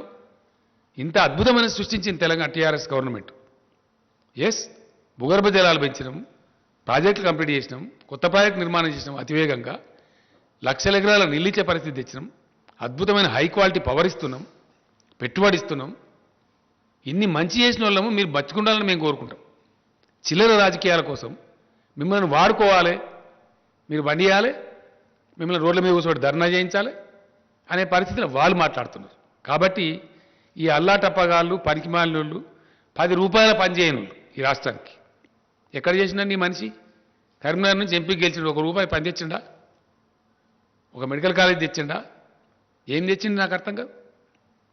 ఏమన్నా 10 ఏకాన పని ఉన్నదా? అన్ని కాయగూరకుడు మాటలు, అడ్డం పొడుగు మాట్లాడు. అది నాకు అర్థమవుతుంది. అది ఇంగ్లీషో హిందో వస్తుందా? ఢిల్లీలో ఏం మాట్లాడతారో తెలుస్తుందా ఈ మనిషికి? కేంద్ర ప్రభుత్వం ఇచ్చే లెటర్లు అర్థమని అయితే ఆయనకు ఈ లెటర్లు did you go through? As a state party ప్రెసిడెంట్గా, దేశాన్ని పరిపాలించే పార్టీ ప్రెసిడెంట్గా ఈ లెటర్లు ఎప్పుడైనా చూసినావా? కరస్పాండెంట్ తెలుసుకున్నావా? ఇది ఏం లేకుండా బాధ్యత రహితంగా పోయి ఇదే దుర్మార్గుడు మీరు పర్యావరణ అనుమతులు ఇద్దని లెటర్ రాస్తారు తెలంగాణ ప్రాజెక్టులు. వీళ్ళ తెలంగాణ ప్రకాష్ జావడేకర్ మంత్రి ఉన్నప్పుడు ఆయన పోయి లెటర్ ఇచ్చిండు. నాకు ఆయనే చెప్పిండు, ఏమైనా మీ స్టేట్ ప్రెసిడెంట్ మాకు లెటర్ ఇచ్చిండని చెప్పి. ఇదా తెలంగాణ? కేసీఆర్ బతికున్నంత కాలం ఎట్టి పరిస్థితులలో దళిత బంధు స్కీమ్ కంప్లీట్ ఇంప్లిమెంట్ చేస్తాం. ఏ పద్ధతిలో నేను చెప్పినో ఆ పద్ధతిలో ఇంప్లిమెంట్ చేస్తాం. ఒక హుజురాబాద్ కాదు, అంతటి ఇంప్లిమెంట్ చేస్తాం. ఒక రాజకీయ పార్టీ అయిన తర్వాత ఎలక్షన్ గెలుస్తాం, ఓడతాం, మస్తు జరుగుతుంటాయి. మన నాగార్జున సార్ కాన్స్టిట్యూన్సీలో ఇదే బీజేపీ చిత్తుగా డిపైడ్ పోయింది. అప్పుడేం మాట్లాడతారు? ఏదో పెద్ద ప్రళయం బద్దలైపోయినట్టు హుజురాబాద్ ఒక ఎలక్షన్ వస్తుంది, పీక్తుంది ఇష్యూ. 110 ఎమ్మెల్యేల స్ట్రెంత్ ఉంది మాకు. బోధన జరుగుతూ ఉంటాయి. బై ఎలక్షన్స్ అన్నప్పుడు గెలుస్తాము, ఓడుతాం, అనేకం జరుగుతుండే. మేము ఉత్తమ్ కుమార్ రెడ్డి పీసీసీ ప్రెసిడెంట్ ఉండే, ఆడ గెలిచిన హుజూర్నగర్లో మేము అంటే మస్తు గెలుస్తాము. చాలా సందర్భాలు జరుగుతూ ఉంటాయి. దానికి ఎంతో పెద్ద తెలంగాణ మాకు ప్రజలు తీర్పు వ్యతిరేకం ఇచ్చినారు. మరి 25-30 సీట్లు జరిగినాయి, అన్ని వీకినాయి. మరి మీ బీజేపీ దేశంలో మీకు వ్యతిరేకం ఉన్నట్ట, బీజేపీకి వ్యతిరేక తీర్పు వచ్చినట్ట, దాన్ని ఎట్లా తీసుకోవాలి? మరి ఉప ఎన్నికలను వచ్చినప్పుడు జరుగుతూ ఉంటాయి పరిణామాలు. We don't care for that. అనేక ఎన్నికలు కొట్లాడుతుంటాము, ఇప్పుడు గెలుస్తాము, ఓడుతాము, నడుస్తుంటుంది. అది పాలిటిక్స్ గోసాన్. అదేందో పెద్ద పీకినట్టు, పడగొట్టినట్టు, దానికి పెద్ద ప్రళయం బదలైనట్టు మీకు ఇక్కడ ఉన్న ఆర్గనైజేషన్ తోక. 2018లో 107 సీట్లో డిపైడ్ పోయిన పార్టీ, 107 స్థానాలలో. మేము 3/4 మేయాడుతో గెలిచిన పార్టీ. ఉద్యమం చేసి మేము రాష్ట్రాన్ని తెచ్చిన పార్టీ. ఎస్, పబ్లిక్ రిప్రజెంటేటివ్స్ అతి ఎక్కువ కలిగి ఉన్న పార్టీ మేము. ఇన్ని రోజులు మీరు మాట్లాడితే కుక్కలు మరుగుతాయి, పోనీ ఏనుగు వంగ ఎన్ని కుక్కలు మరుగాని క్షమించినాం మేము. ఈ కానుంచి అడ్డదిడ్డంగా మాట్లాడినా, పిచ్చి కూతలు కూసినా మిమ్మల్ని ఎన్ని రకాలుగా చట్టపరంగా చర్యలు తీసుకుంటాం, రోడ్ల మీద నిలబెడతాం, ప్రశ్నిస్తాం. ఎవరి పట్ల పడితే వారి పట్ల అడ్డదిడ్డంగా మాట్లాడితే నాలుగేళ్ళు చీరేస్తాం. జాగ్రత్త. Yes, it is my duty. తప్పకుండా నేను తెలంగాణ సాధించిన వ్యక్తిని. ఈ తెలంగాణను అద్భుతమైన ఒక శక్తి నిలబెట్టిన వ్యక్తిని నేను. నాకు బాధ్యత ఉంది, నాకు బరువు ఉంది. ఈ తెలంగాణకు ఒక గమ్యం ఉంది, లక్ష్యం ఉంది. అక్కడ తీసుకెళ్తున్నాం మేము. అన్ని వర్గాల ప్రజలను బాగు చేయడానికి తీసుకెళ్తున్నాం. నేను ఇంకో మాట కూడా ఈ సందర్భంగా చెప్తా ఉన్నా. దళిత బంధు మీద కూడా వీళ్ళు ఇష్టం వచ్చిన కామెంట్లు చేసినారు. మీరు ఎక్కడ చేసినారా మీ జీవితంలో? మీ బీజేపీ పరిపాలించే రాష్ట్రాలు ఎక్కడ ఉందా? 2,000 రూపాయల పెన్షన్ ఇచ్చే ముఖం ఉందా మీకు అసలు? ఓ కళ్యాణ లక్ష్మి లాంటి స్కీమ్ ఉందా మీ బీజేపీ పాలిత రాష్ట్రాలలో? ఉందా? ఎక్కడ ఉందా? ఏ ప్రజలకన్నా మీరు మంచి చేసిర్రా మీ 7 ఏళ్ల పరిపాలనలో? ఎంతసేపు మత విద్వేషాలు రెచ్చగొట్టుడు, బార్డర్ చూపించుడు, పాకిస్తాన్ చూపించుడు, చైనాను చూపించుడు. ఆడ కూడా లెంకల పడ్డారు.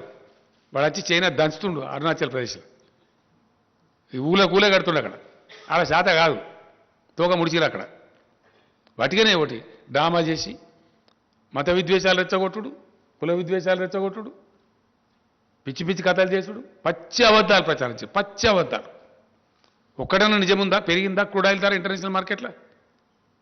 పెరిగిందా? చూపిస్తావా? ఇంటర్నేషనల్ ప్రైస్ కదా, అబద్ధం చెప్పలేం కదా ఇవ్వలేం కూడా. పెరగకున్నా పెరిగిందని చెప్పలేదా మీరు? ఎట్లా పెంచింది మీరు? ట్యాక్స్లు ఎట్లేసిండ్రు? పెంచింది మీరు, ప్రజల మీద భారం మోపింది మీరు, ప్రజల చేతుల మీకు శిక్ష తప్పదు. We are demanding the government of India to withdraw all cesses on petrol and diesel immediately. ఆటోమేటిక్గా 77 రూపాయలకు వస్తుంది. మీరు పెంచి మీరు పిసరంతా తగ్గించి 30 రూపాయలు పెంచి 31 రూపాయలు లీటర్కి పెంచి దానిలో 5 రూపాయలు తక్కువ చేసి మేమేందో పీకి పడగొట్టినాం, మీరు కూడా తగ్గిస్తుండ్రు, మేము ధర్నా చేస్తాం మీరు తగ్గిపోతే అని మాట్లాడతారు. 100% సెస్ రూపం పెట్టి మొత్తం వాళ్ళు కొట్టేయడం డబ్బులు. రాష్ట్రాలకు ఇయ్యారు వాటా. దాంట్లో డివైజివ్ పూల్లో రాజ్యాంగబద్ధంగా ట్యాక్స్ రూపంలో వస్తే సెంట్రల్ ట్యాక్సెస్లో స్టేట్లకు షేర్ ఇవ్వాలి, 41% ఇవ్వాలి. దాన్ని ఎగగొట్టడానికి రాష్ట్రాలను నోరుగొట్టి మొత్తం డబ్బులు మీరే తీసుకొని అన్నీ కూడా భయంకరమైనటువంటి ఫలితాలు మీ పరిపాలనలో. జీడీపీ నాశనం అయిపోయింది, గంగానదిలో శవాలు తేలిని కోవిడ్ సందర్భంలో మీ చేతగాంతనం వల్ల. ఎస్, అన్నీ ఇంకా చాలా ఉన్నాయి. రేపటి నుంచి అగ్గి పెడతాం దేశంలో, ఎక్కడ ఏం పెట్టినా మాకు తెలుసు. మీ అడ్డదిడ్డం పనులకు, మీ ఇష్టం వచ్చిన మాటలకు చాలా మర్యాదగా ప్రవర్తించినాం ఇప్పటిదాకా. But there is a limit for everything. నేను ఎప్పుడు మాట్లాడలే, నాకు ఇంత మంట ఎందుకు మండుతుందంటే వ్యక్తిగతంగా నన్ను నిందించినా నేను మాట్లాడలే, పర్సనల్గా నా మీద పడ్డా నేను మాట్లాడలే, కుక్కలు మరుగుతలేకపోతే ఎవడు పడుచుకుంటే మాట్లాడలే, కేర్ చేయలే. కానీ రైతాంగం యొక్క బతుకుతో ఇలా చెలగాట మారుతున్నారు కాబట్టి, పంటలు వేయమని బాధ్యత రైతంగా చెప్తున్నారు కాబట్టి, మీ మాట నమ్మి ఒకవేళ వడ్డు పండిస్తే రైతులు రేపు పొద్దున మునుగుతారు కాబట్టి, వాళ్ళని ఎట్టి పరిస్థితులు మునిగిపోనియద్దు, కాపాడుకోవాలి కాబట్టి నేను ఆవేదనతో ఈ మాట చెప్తాను. ఏ వ్యవహారం చక్కగా ఉన్నదండి వీళ్ళది? సింపుల్ ముచ్చటండి, ఒకటే మాట దయచేసి, ఎక్కువ లేదు. కేంద్ర ప్రభుత్వం బియ్యం తీసుకుంటా, వడ్డు తీసుకుంటా అంటే రాష్ట్ర ప్రభుత్వం వద్దంటున్నదా?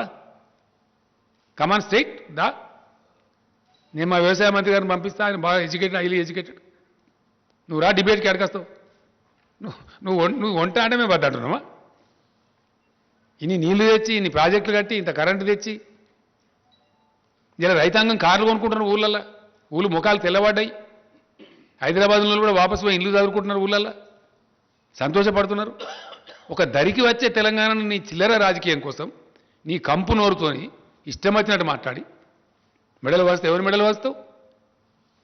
నీ మెడ 4 ముక్కలు చేస్తావు అనుకుంటున్నావు, జాగ్రత్త. తెలంగాణ ప్రజల జీవితాలతో చెలగాట మాట్లాడితే ఊకోడు కేసీఆర్. నన్నంటే నేను పడ్డా, కానీ తెలంగాణ రైతులు మోసం చేస్తా, తెలంగాణ రాష్ట్ర ఎకానమీ నాశనం చేస్తా, నో. మేము కడుపు కట్టుకొని, నోరు కట్టుకొని, నీతిమంతంగా, డిసిప్లిన్గా ఫిజికల్ ప్రుడెన్స్ మెయింటైన్ చేసినాం, ఆర్థిక క్రమశిక్షణ పాటించినాం. దానివల్ల రాష్ట్ర ఆర్థిక పరిస్థితి పటిష్టంగా ఉంది. అలా we are number 1 state in the country. ఇది మా డిసిప్లిన్. మీ చేతగాంతనం వల్ల దేశాన్ని నాశనం పట్టించింది మీరు. మీరు వచ్చినాడు 30-40 వేల కోట్ల అప్పు, ఇలా 1,30,000 కోట్ల అప్పు చేసింది మీరు. ఇని 70-80 లక్షల కోట్ల అప్పులు చేసిండ్రు ఈ కేంద్ర ప్రభుత్వం. జీడీపీ క్రాస్ చేసిండ్రు, ధరలు పెంచిండ్రు. ఏమైందండి ఇలా ఫలితం? మీరు పెంచిన పెట్రోల్ ధరల వల్ల ప్రతి ఒక్క వస్తువు బగ్గుమంటుంది. ఇలా అన్ని నిత్యావసర సరుకులు పెరిగినాయి, ప్రతి ఒక్కటి. ఎరువు బస్తా తీసుకొచ్చి రైతుకు అమ్మితే దాని మీద ట్రాన్స్పోర్ట్ ఛార్జ్ పెరిగిందని వాళ్ళు ధరలు వేస్తూ ఉన్నారు. పప్పుల ధరలు పెరిగినాయి, ఉప్పుల ధరలు పెరిగినాయి. పెరిగింది ఏదైనా ఉందా? అయ్యాల వాని ఇవ్వని అనే పరిస్థితి లేదు. ప్రజలు పెట్రోల్ ధర పెరిగింది సార్, మాకు ట్రాన్స్పోర్ట్ ఛార్జ్ పెరిగింది, మేము ఇస్తాం. ఒక్క పెట్రోల్ ధర కాదు, పెట్రోల్ ధర పెంచడం ద్వారా పేద ప్రజల యొక్క జేబులు దోపిడీ చేసి వాళ్ళ కొంపలు ఆర్చింది మీరు. అన్ని నిత్యావసర సార్ వర్కులు అసలు వాస్తవ స్టోరీ ఇట్లుంటే మీరేందో పవిత్రులు అన్నట్టు, మీరు చాలా గొప్పోలం అన్నట్టు, మా అంత సిపాయిలేరు అన్నట్టు అడ్డం పొడుగు మాట్లాడడం. చాలా జాగ్రత్త. ఇప్పటిదాకా క్షమించినాం, ఇప్పటి నుంచి మాత్రం క్షమించం. కేంద్ర మంత్రి కూడా కిషన్ రెడ్డి కూడా తప్పులు మాట్లాడుతున్న కిషన్ రెడ్డి గారు మంచిది కాదు నీకు. నేను కూడా పనిచేసిన కేంద్ర మంత్రిగా చాలా హుందా ఉండాలి, పెద్ద పదవి వచ్చిన అంత గౌరవంగా మాట్లాడాలి. ఈయన మన హుజురాబాద్ ఎలక్షన్లో పోయి కేసీఆర్ఏ బాధ్యుడు అని మాట్లాడుతుంది. అన్ని అబద్ధాలు, పచ్చి అబద్ధాలు. ఈయన అప్పుడు యూపీఏ గవర్నమెంట్లో మంత్రి ఉండే, అప్పుడు చేసిన దానివల్ల మేము ఇప్పుడు పెంచిన ధర అని మాట్లాడుతుంది. ఇదా ఉందా నిదే లెక్కాచారం చూపిస్తావా, వస్తావా?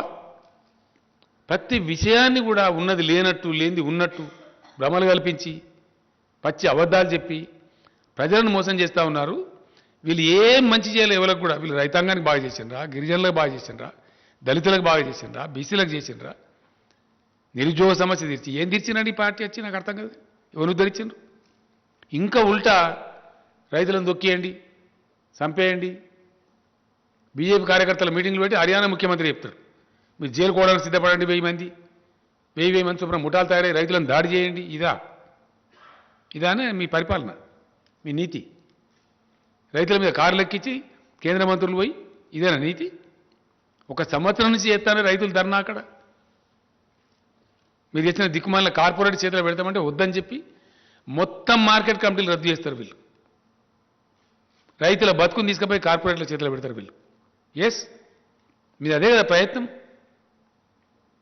మీది చెప్పడమేమో తేనె ఊసిన కత్తిలాగా. రైతు ఎక్కడైనా నమ్ముకోవచ్చు, అమ్ముకుంటాడు అనండి. 3 ఎకరాల రైతు, 5 ఎకరాల రైతు కొంచెం కర్ణాటకలో తమిళనాడులో అమ్ముతాడా, ఢిల్లీలో కూడా అమ్ముతాడా? సాధ్యమయ్యే పనేనా? అంటే ఇరకబెట్టాలి రైతు. ఈ మోసం చేసి కార్పొరేట్ వాడింత ధర చెప్తే అంత ధరకు అమ్ముకోవాలి. ఆయన పొలంలో ఆయన జీతగానికి పనిచేయాలి. అగ్రికల్చర్ కార్పొరేటైజేషన్ కోసం చేసిన కుట్ర, భయంకరమైనటువంటి పద్ధతులు జరుపుతున్న కుట్ర, అన్నిటినీ ఛేదిస్తామని బయట పెడతాం. ఎస్, డెఫినెట్గా రేపు పార్లమెంట్లో కూడా దద్దరిలో చేస్తాం. రాష్ట్ర హక్కుల కోసం కొట్లాడతాం. నీ ధాన్యం సంగతి కూడా పెడతాం రేపు పార్లమెంట్లో.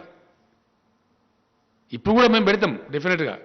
మా కోటా ఏందో నిర్ణయించమని చెప్పి జిల్లా కేంద్రాలలో ధర్నా చేస్తాం. 2600 రైతు కేంద్రాలలో ధర్నా చేస్తాం. అవసరం అనుకుంటే ఆల్ ఎమ్మెల్యేస్ పోయి ఢిల్లీలో ధర్నా చేస్తాం, ఇంక్లూడింగ్ చీఫ్ మినిస్టర్. మొత్తం తెలంగాణ క్యాబినెట్, తెలంగాణ ఎంపీలు, తెలంగాణ ఎమ్మెల్యేలు, ఎమ్మెల్సీలు అందరం కూడా పోయి, ప్రజాప్రతినిధులు, జడ్పీ చైర్మన్లు, స్థానిక సంస్థల చైర్మన్లు అందరం పోయి వేలాది మందిని పోయి వడ్లు కొనమని చెప్పి ధర్నా పెడతాం ఢిల్లీలో. ఇంకో నాటకం ఏంటంటే పంజాబ్లో మొత్తం ధాన్యం సేకరిస్తారండి. కంప్లీట్ 100% ధాన్యం సేకరిస్తారు.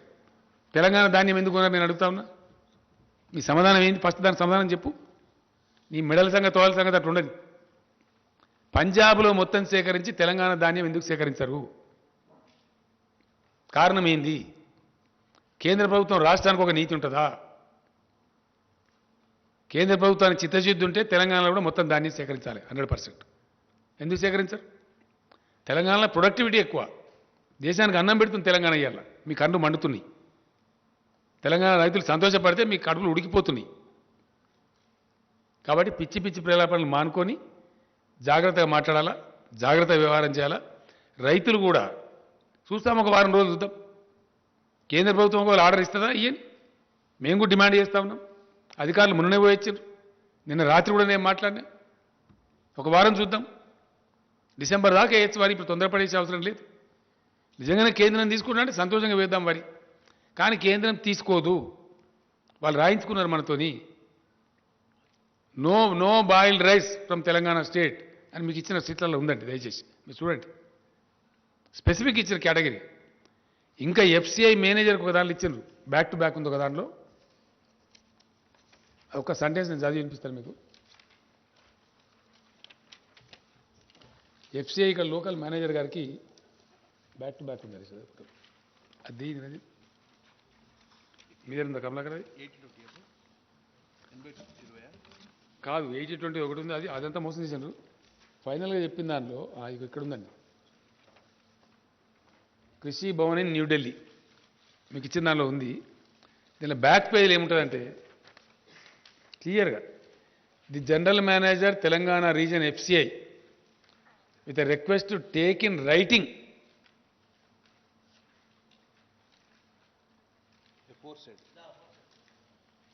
aforesaid commitment ను దీనిలో ఉన్నది.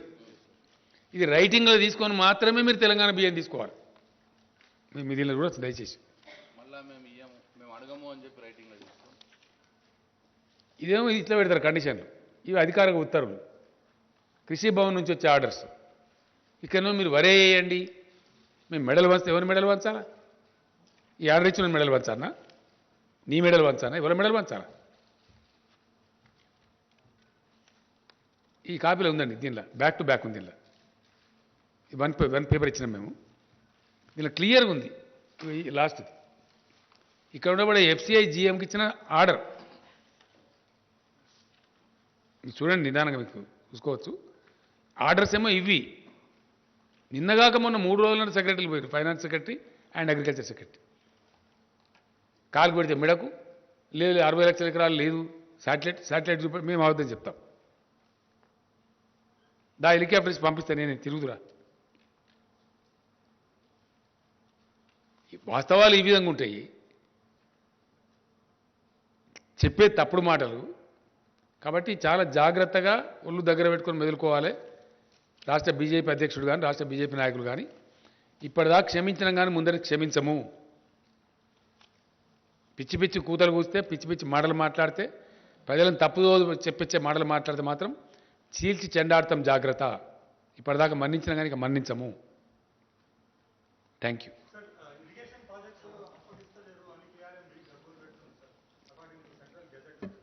అదో KRMB తోక. ఏమి KRMB? నీకు ఏమైనా ఇంట్రెస్ట్ ఉందా బాగా Rahul? Are you supporting KRMB? Are you welcoming KRMB? Gazette నిజమే, గజెట్. ఏం gazette? Gazette same centre. Why they are not referring this to C3 section 3 కింద? Why are you not writing an article as a Telangana బిడ్డ? Please write. Why the government is not able to deliver? ఏం అసమర్థత కేంద్ర ప్రభుత్వానికి? Is it not an inefficient government not to refer the matter to the tribunal? కొత్త రాష్ట్రం ఏర్పడితే రాష్ట్రానికి నీళ్ళు రావద్దా? KRMB GRMB ఓ డ్రామానా, దొంగ డ్రామా. దమ్ముంటే కేంద్ర ప్రభుత్వానికి. మొన్న నేను పోయిన 3 నెలల కింద పోయినప్పుడు ఆ మంత్రిని అడిగిన నేను, ఏమైనా ఎందుకు చేయరా అసలు మీ కథ ఏందని? మీరు సుప్రీంకోర్టులో కేసు వేసిన సార్ విడ్రా చేసుకోమని. విడ్రా చేసుకున్నాం. Now I'm demanding mister Gajendra Singh Shekhawat, నువ్వు నాకు ఇచ్చిన మాట ప్రకారం నువ్వు నిజాయితీ ఉంటే ఇమీడియట్లీ రెఫర్ టు ట్రిబ్యునల్. మాకు తేల్చండి, తెలంగాణ నీటివాడ తేల్చండి, మాకు ఎంత వస్తే అంత వస్తుంది. మీకు ట్రిబ్యునల్కి రెఫర్ చేయడానికి 7 ఏళ్ళ కేంద్ర ప్రభుత్వానికి. First tell me that. What is your answer? What the state president is doing? What the union minister here is doing? ఇక్కడ గెలవాలి, ఓట్లు కావాలి. తెలంగాణ నీళ్ళు వద్దా మరి? ఎందుకో మాట్లాడరు, అడ్డం పొడుగు మాట్లాడతారు ఇక్కడ.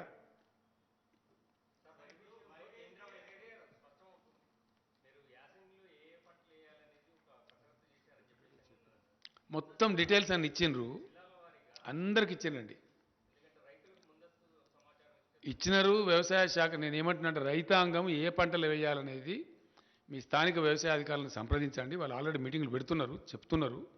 ప్రత్యామ్నాయ పంటలే వేసుకోండి, మంచి లాభం జరుగుతుంది. 2 పంటలు వండియచ్చు. ఇప్పుడు నువ్వులు వేయచ్చు ప్లస్ పెసర్లు వేయవచ్చు. వరి కంటే ఎక్కువ డబ్బులు వస్తాయి. కొంతమంది మూర్ఖంగా పిచ్చిగా మరి నీళ్ళు తెచ్చారు కదా, ఎందుకు తెచ్చారు, వరి పంట వేయకపోతే ఎట్లా అని మాట్లాడుతుంది. నీళ్ళు తెచ్చింది పంటలు వేసుకోమని, వరి పంట వేసుకోమని కాదు. ఏ పంట అయినా వేసుకోవచ్చు. ప్రభుత్వం పెట్టుబడి ఉండే తొందరగా పడుతుంది. ప్రభుత్వం మీకు పెట్టుబడి ఇస్తుంది, కరెంట్ ఇస్తుంది, నీళ్ళు ఇస్తుంది, భూగర్భ జలాలు పెంచింది. మీరు పంటలు పండించి మంచిగా బతకమని కదా, ఈ సన్నాసుల చేతులు పడమని కాదు కదా. చాలా ఉన్నాయి పంటలు, అద్భుతమైన పంటలు పడతాయి. Yes please.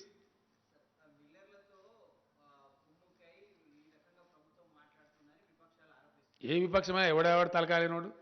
ఎవడు వాడు ఒకటేందే. నీ ఒకటే కరెక్ట్ కాదు, ఒకటి చెప్పు ఫస్ట్. నువ్వు చెప్పా, ఏ విపక్షమో చెప్పు. ఏ విపక్షమయా? నువ్వు ప్లీజ్ బీ పేషెంట్. ఏ విపక్షమో చెప్పు. నువ్వు వాడు తలకాయనోడా, తోకునోడా, మంచిగా గాడిదా? గాడిద నాకేం తెలుసు, నాకు తెలియదు, నువ్వు చెప్పు ఏ విపక్షమో. మళ్ళీ ఇంకో ప్రశ్న ఇచ్చిపెట్టా, ఈ ప్రశ్న చెప్పు. ఆగ్రో ఇండస్ట్రీస్ కాదు, ఫుడ్ ప్రాసెసింగ్ ఇండస్ట్రీ. అది నీ బుడముండ వాదన, తలా తోకలేని వాదన. ఎవడా మాట్లాడినది నాకు అర్థం కాదు. ఫుడ్ నిపుణులు ఎవడా నిపుణుడు నాకు అర్థం కాదు. ఎవడవాడు తీసుకురాపో. అవి అట్లే అంటారు, మరి ఎట్లా అంటారు? నువ్వెట్లా అంటారు నువ్వు మరి? ఫుడ్ ప్రాసెసింగ్ ఇండస్ట్రీ రావాలా, దానికి 2-3 ఏళ్ళు పడుతుంది, 4 ఏళ్ళు పడుతుంది, పట్టదా? నీకు కూడా ఉండాలి కదా జ్ఞానం.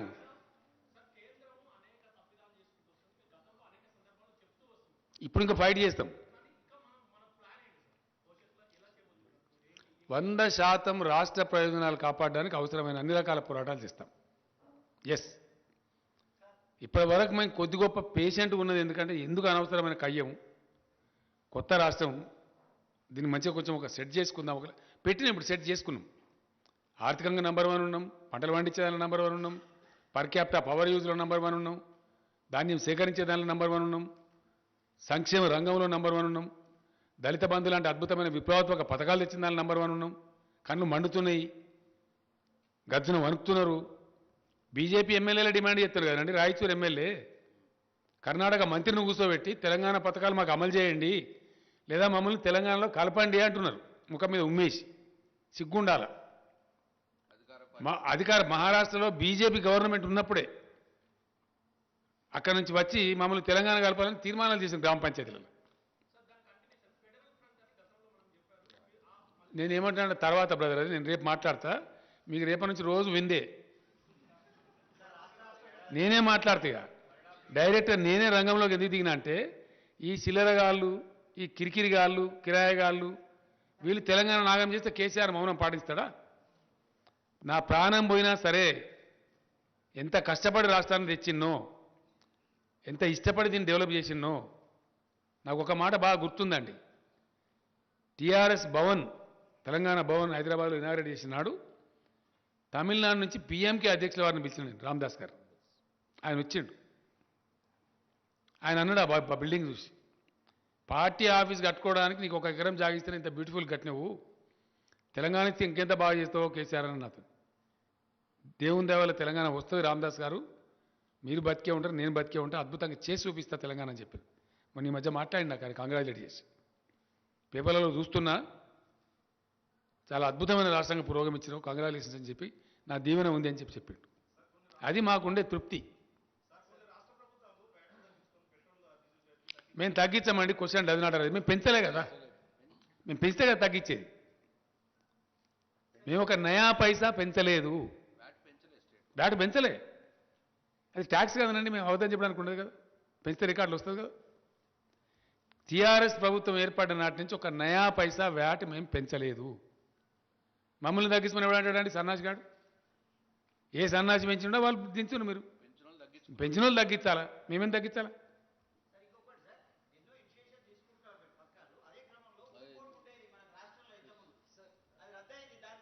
ఏంటిదండి? ఏంటిది అది? చెప్దాం, మళ్ళీ చెప్దాం. ఎస్, సెస్సెస్ నాట్ రెడ్యూసింగ్ అండి. I'm demanding the government of India to remove the cesses levied by the government of India on petrol and diesel. Yes, total cess. It is possible because please, it is to the benefit of the country. Because without any increase of crude oil in the international market, the government of India has unnecessarily levied the cess on petrol and diesel, burdening the pockets of the poor people, middle class people. Now, if the government of India is sincere towards poor people of the country, it is up to them to withdraw the total cesses levied by them. I am very clear. So my question is, do you have in mind some kind of a timeline or a deadline? 100% we continue to fight. We will continue to fight. Today we have initiated, I made it clear to the people that we are going to fight with Government of India. కంటిన్యూగా fight చేస్తాం. Petrol diesel మీద cess withdraw చేయమని మేమే ధర్నాలు చేస్తాం. ఎవరైతే పెంపుకు కారణమో వాళ్ళని నిలదీస్తాం. ఎవ్వరం కలుపుకోనో వాళ్ళని కలుపుకుంటాం. అందరిని కలుపుకుంటాం. ఎవరు వాళ్ళని కలుపుకొని అందరిని కలుపుకుంటాం.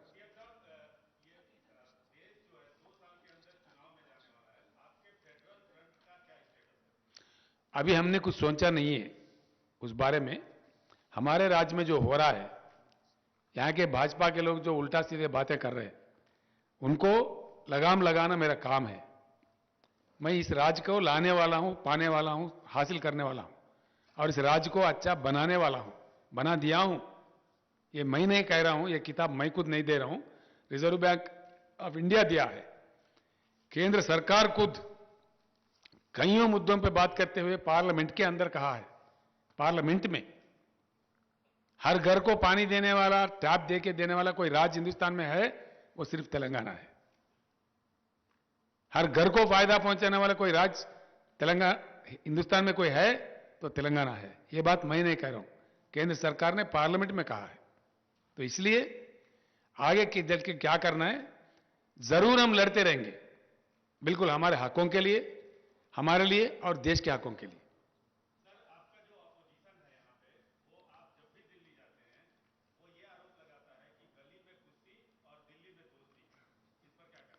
देखा ऐसा है, ये बहुत कमीने लोगों की बात है, नालायक लोगों की बात है. मैं एक मुख्यमंत्री हूं, एक राज्य चलाता हूं. I hold a constitutional position of chief minister post. I should maintain the constitutional relation with the government of India as far as the constitutional matters are concerned. जब कोरोना की बात आई, केंद्र और राज्य सरकार मिलकर काम करते, कहीं अन्य बात आई मिलकर काम करते. सरकार का काम करने का ढंग जो नहीं जानता, जो जिंदगी में कभी कोई मंत्री नहीं बना, नालायक ना समझ लोग हैं, उनका बात है. Thank you. हाँ,